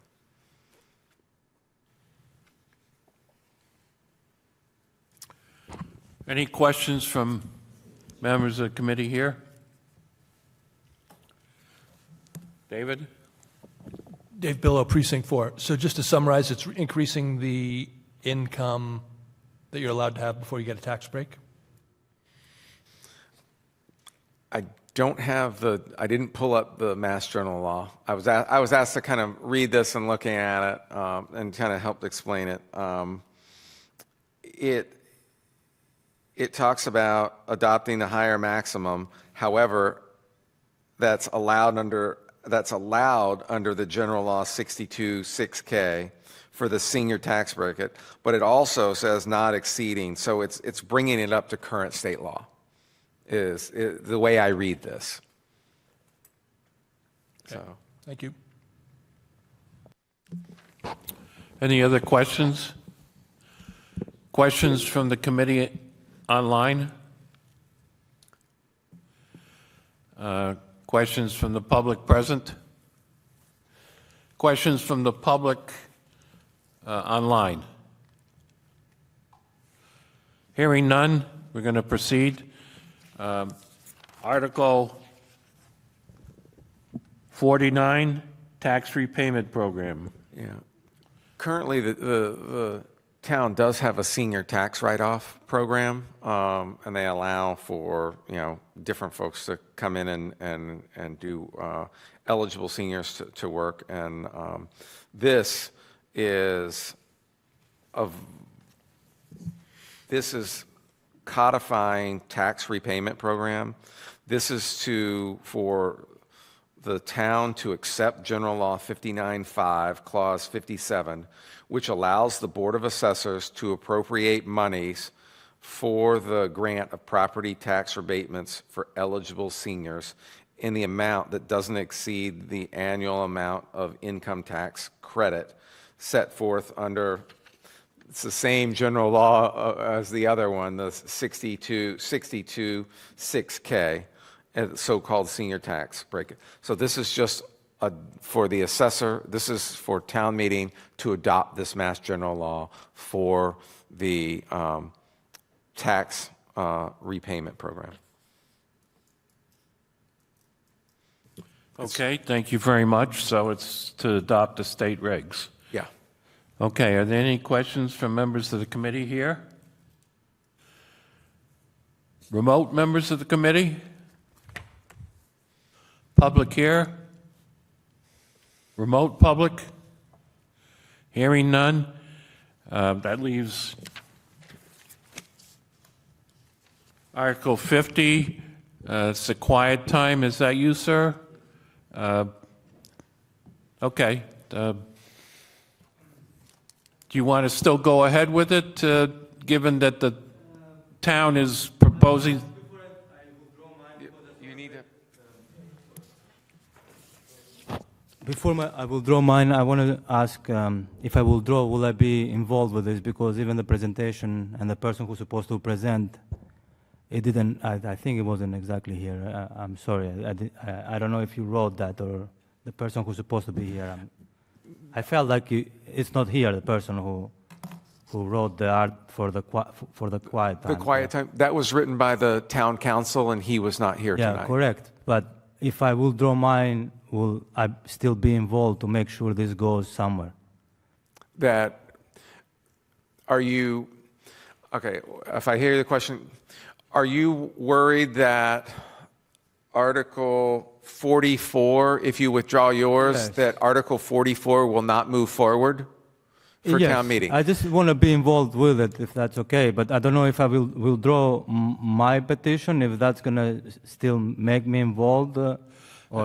Well, I'm sorry, it's my first time coming to a meeting, so Okay. sorry for Right. maybe. Oh, no problem, no problem. I'm glad that you are participating, because if you notice, all the public that is here to participate. Right. So it's good to have, public debate and participation. The noise bylaw 44 is on the is a warrant article. It will be reviewed and voted on and debated by town meeting. So if there is I do not know the formal process that you have to do to withdraw your article, but I can give you my business card. Even though I'm not involved with this, I work at the town. I know not everyone else here is a volunteer, so I'm in this building.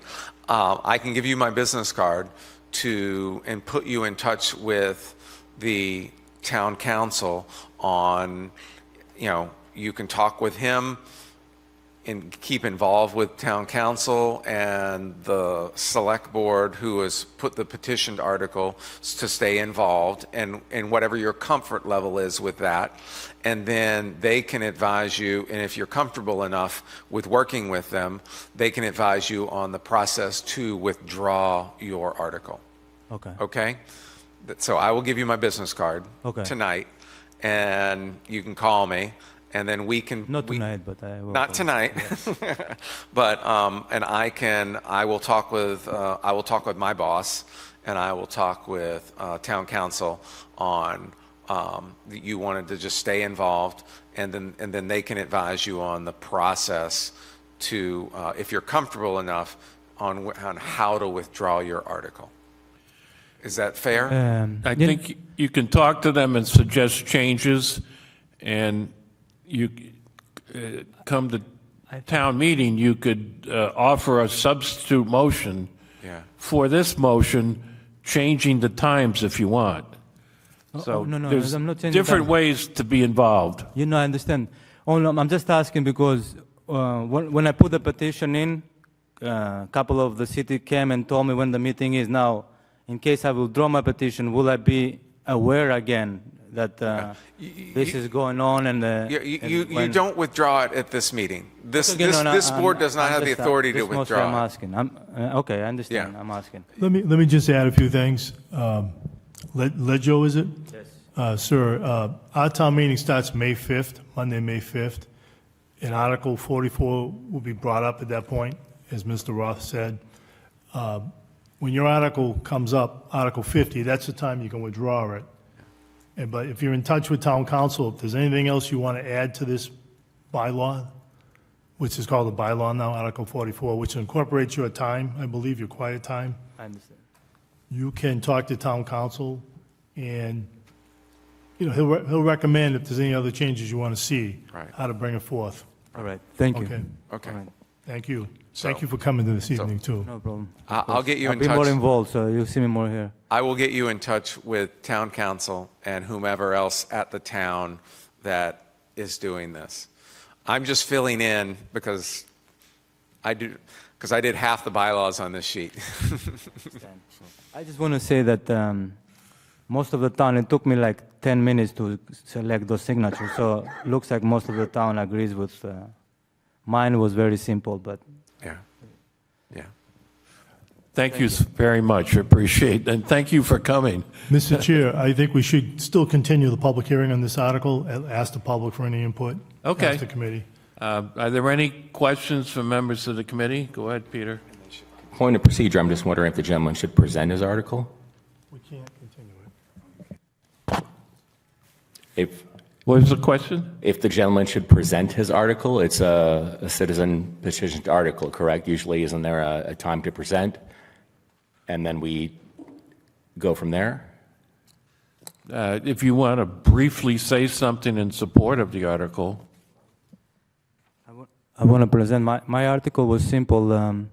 I didn't have anything to do with, mostly what I wanted in my article is pretty much what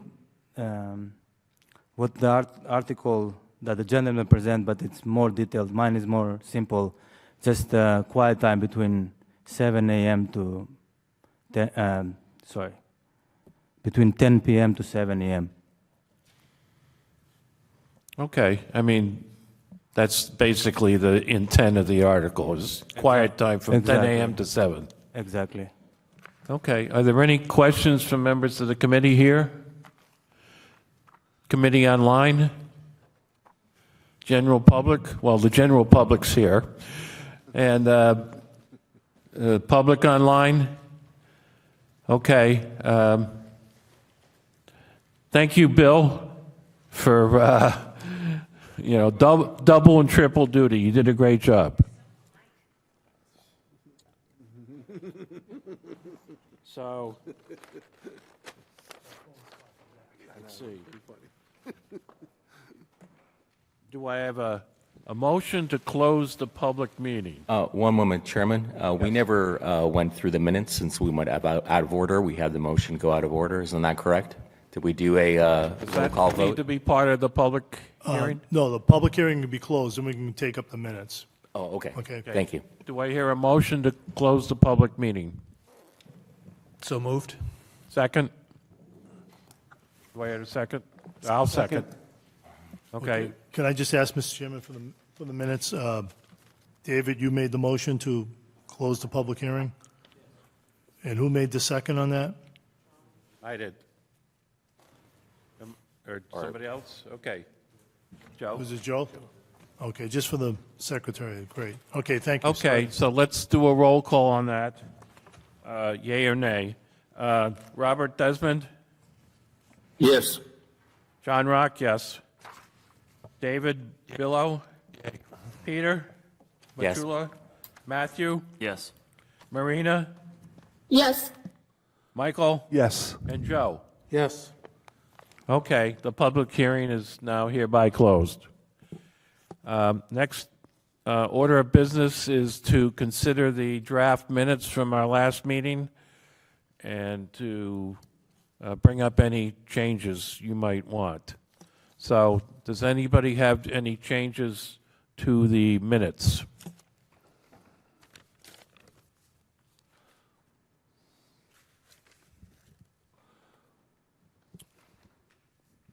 Hearing none? Excuse me, Mr. Okay, Chair. I sure, think go ahead. Member Joseph Piana, the last 2 pages, his name was left off of the Article 8, 9, 11, and, 8, 9, and 11.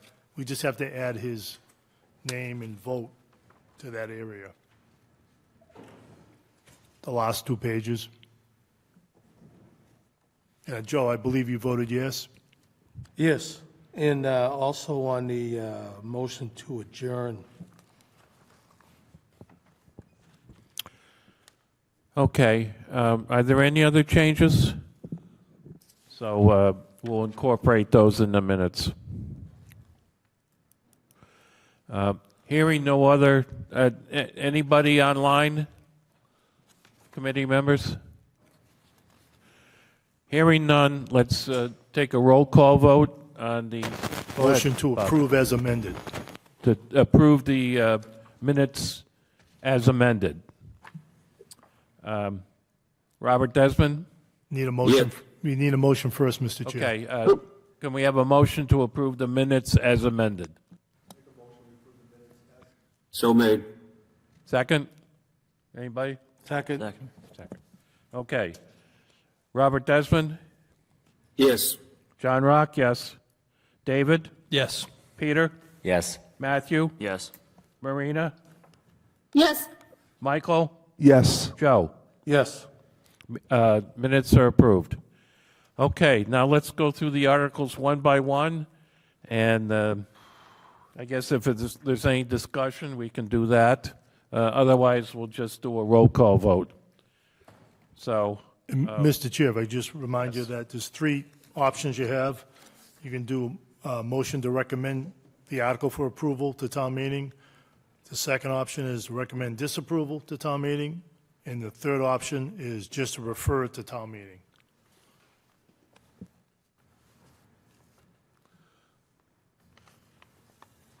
Did everybody get those? Thank you. okay, let's start with Article 39, zoning bylaws, use table corrections. Is there any discussion? Would somebody make a motion to approve? Motion to, approve to town meeting? Any second? Second. Second. Okay, so I'll do a roll call. This is on a motion to approve and to recommend at town meeting. Robert Desmond? Yes. John Rock? Yes. David? Yes. Peter? yes. Matthew? Yes. Marina? yes, Michael? Joe? Yes. Okay, thank you. Let's move on to Article 48, floodplain, aquifer protection, and wetland bylaw amendments. And we'll start with a motion to approve. Does anybody want to make that motion?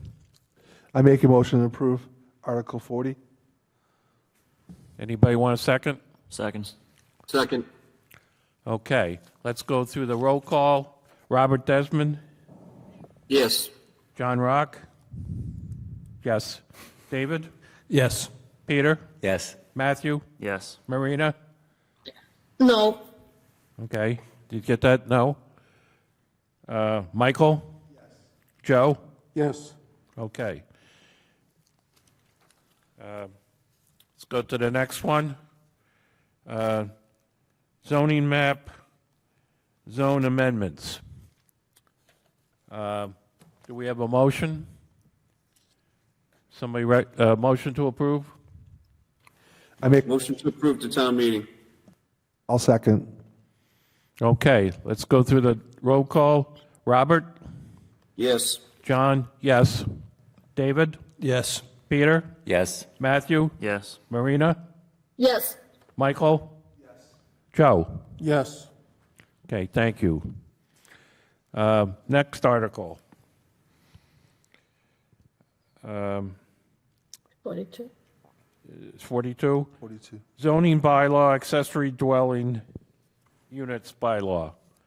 Do we have a motion to approve? Motion to approve to town meeting? Is there a second? Second. Okay, roll call vote. Robert? Yes. John? Yes. David? Yes. Peter? Yes. Matthew? Yes. Marina? no. Oh, yes, sorry, yes. Okay, I was looking at, that's all right. Yes. Michael? Joe? Yes. Okay. Mr. Chair, could I just have clarification? Who seconded that motion? I think, Michael. you seconded it? Michael. I thought you made it. No, Desmond, I'm sorry, okay. yeah, Bob. Okay, thank you. Article 43, zoning bylaw, short-term rental bylaw. Can I hear a motion on that? Motion to approve? Motion to approve the town meeting. Second, Okay. Roll call.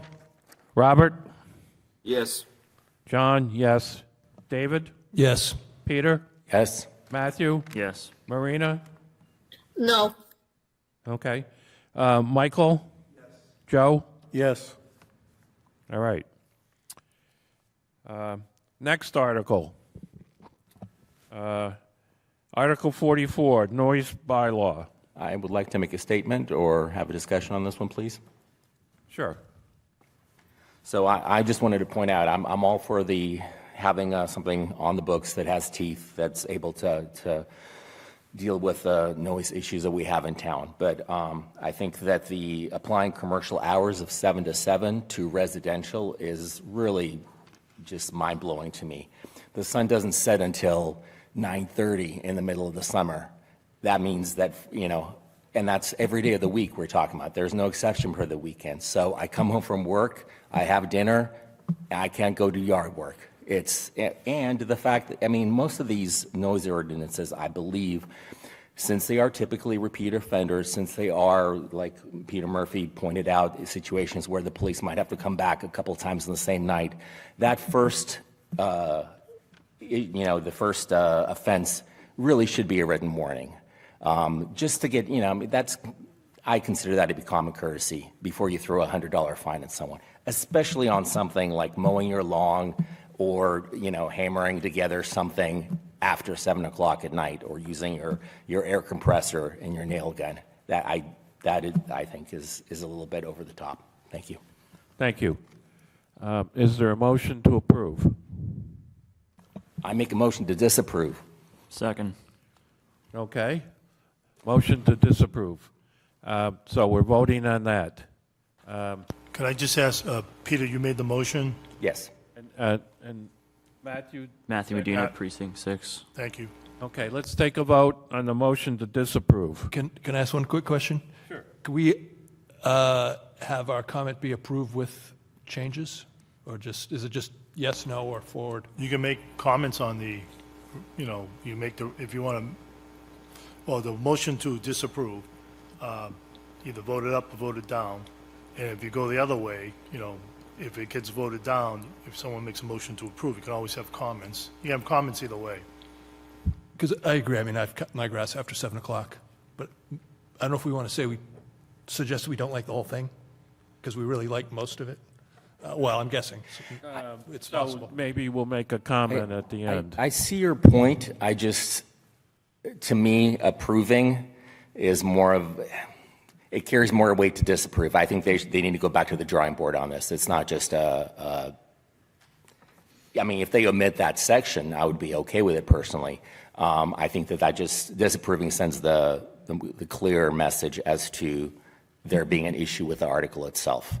With comments, I would agree with, if we make a comment that we would be okay with it if it excluded that section. Okay, well, let's proceed with the motion to disapprove, and then we'll add a comment. Robert? This is Yes. to disapprove, so, okay. Robert? Yes.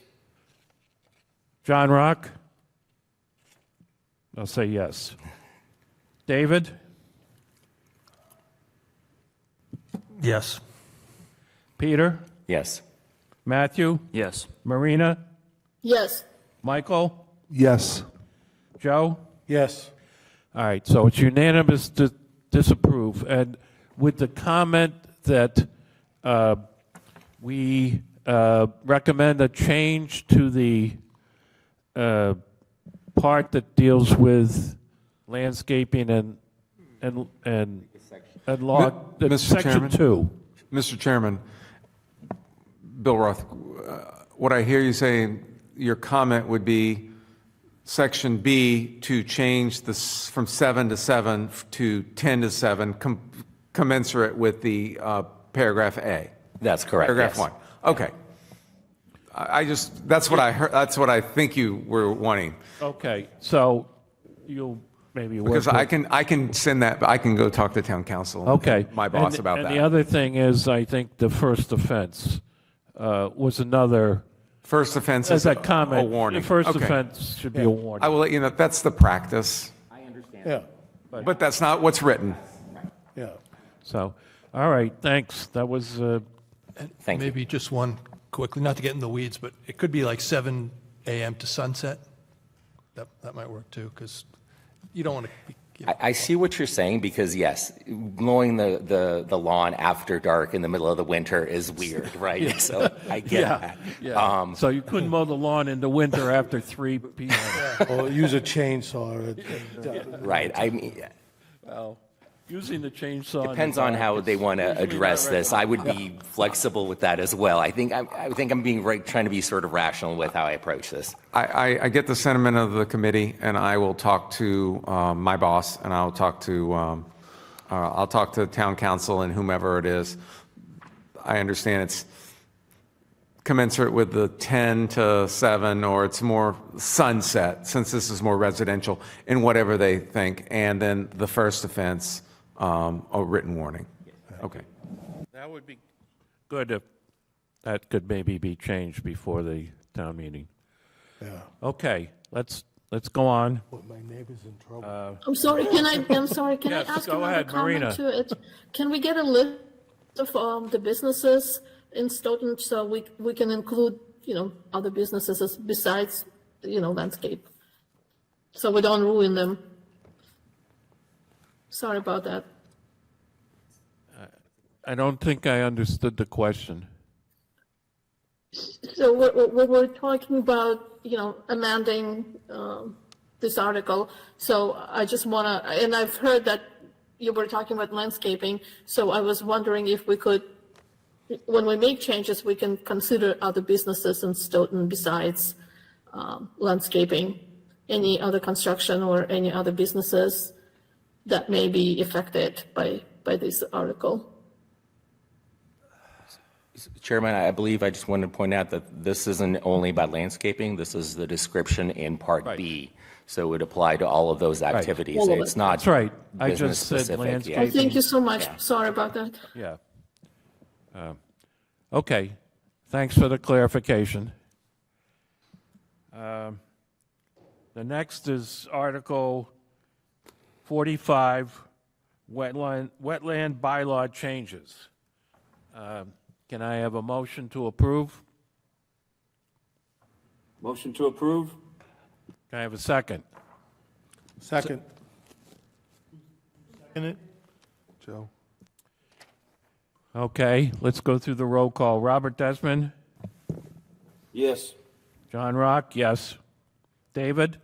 Yes. Peter? Yes. Matthew? Yes. Marina? Yes. Michael? Joe? Yes. Okay, unanimous, thank you. We're going to skip the Stoughton Equal Opportunity Commission bylaw because nobody was here to present it. Mr. Chair, no, we can't, there's no time to reschedule this meeting because we're running out of time.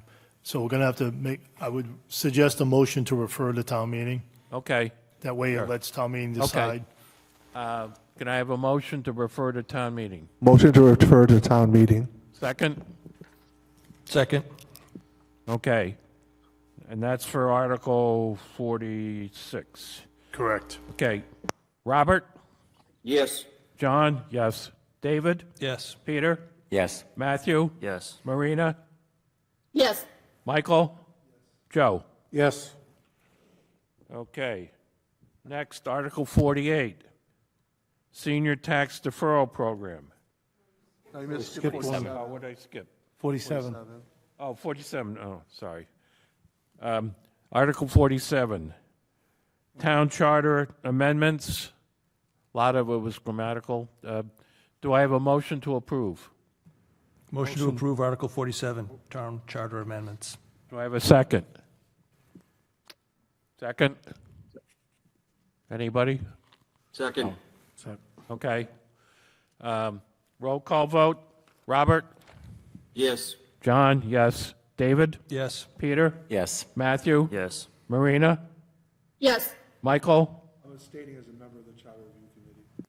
Okay, so you're abstaining? Okay. Michael abstained. And Joe? Yes. Okay, great. Who made the Thank you. motion on that? I'm sorry, I didn't catch. Uh, David, thank you. Next, the Senior Tax Deferral Program. Do I have a motion to approve? Motion to approve town meeting. Second? Second. Okay. Roll call, Robert? Yes. John Rock, yes. David? Yes. Peter? Yes. Matthew? Yes. Marina? yes, Michael? Yes. Joe? Yes. Okay, thank you. Unanimous. Next article, the Article 49 Tax Repayment Program. Can I hear a motion to approve? Motion to approve. Second? Second. Okay, roll call. Robert? Yes. John, yes. David? Yes. Peter? Yes. Matthew? Yes. Marina? Marina? no, no, Okay. Michael? Yes. And Joe? Yes. Okay. And finally, Article 50. Do you have a suggestion for that, Bob? Refer to town meeting? You could do that. Okay. Do I have a motion to refer to town meeting? I make a motion to refer to town meeting. Do I have a second?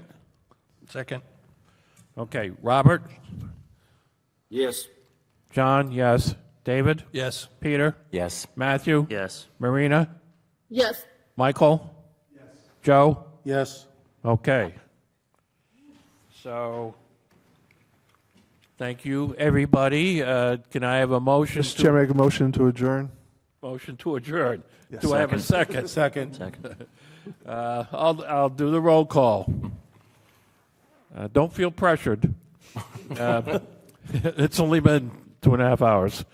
Robert? Yes. John? Yes. David? Yes. Peter? Yes. Matthew? Yes. Marina? Yes. Michael? Yes. Joe? Yes. Okay, that concludes our business. Thank you, everybody, for your attention to these somewhat complicated issues. Thank you, Mr. Have Chairman. a good night, Great job. everybody. Thank you.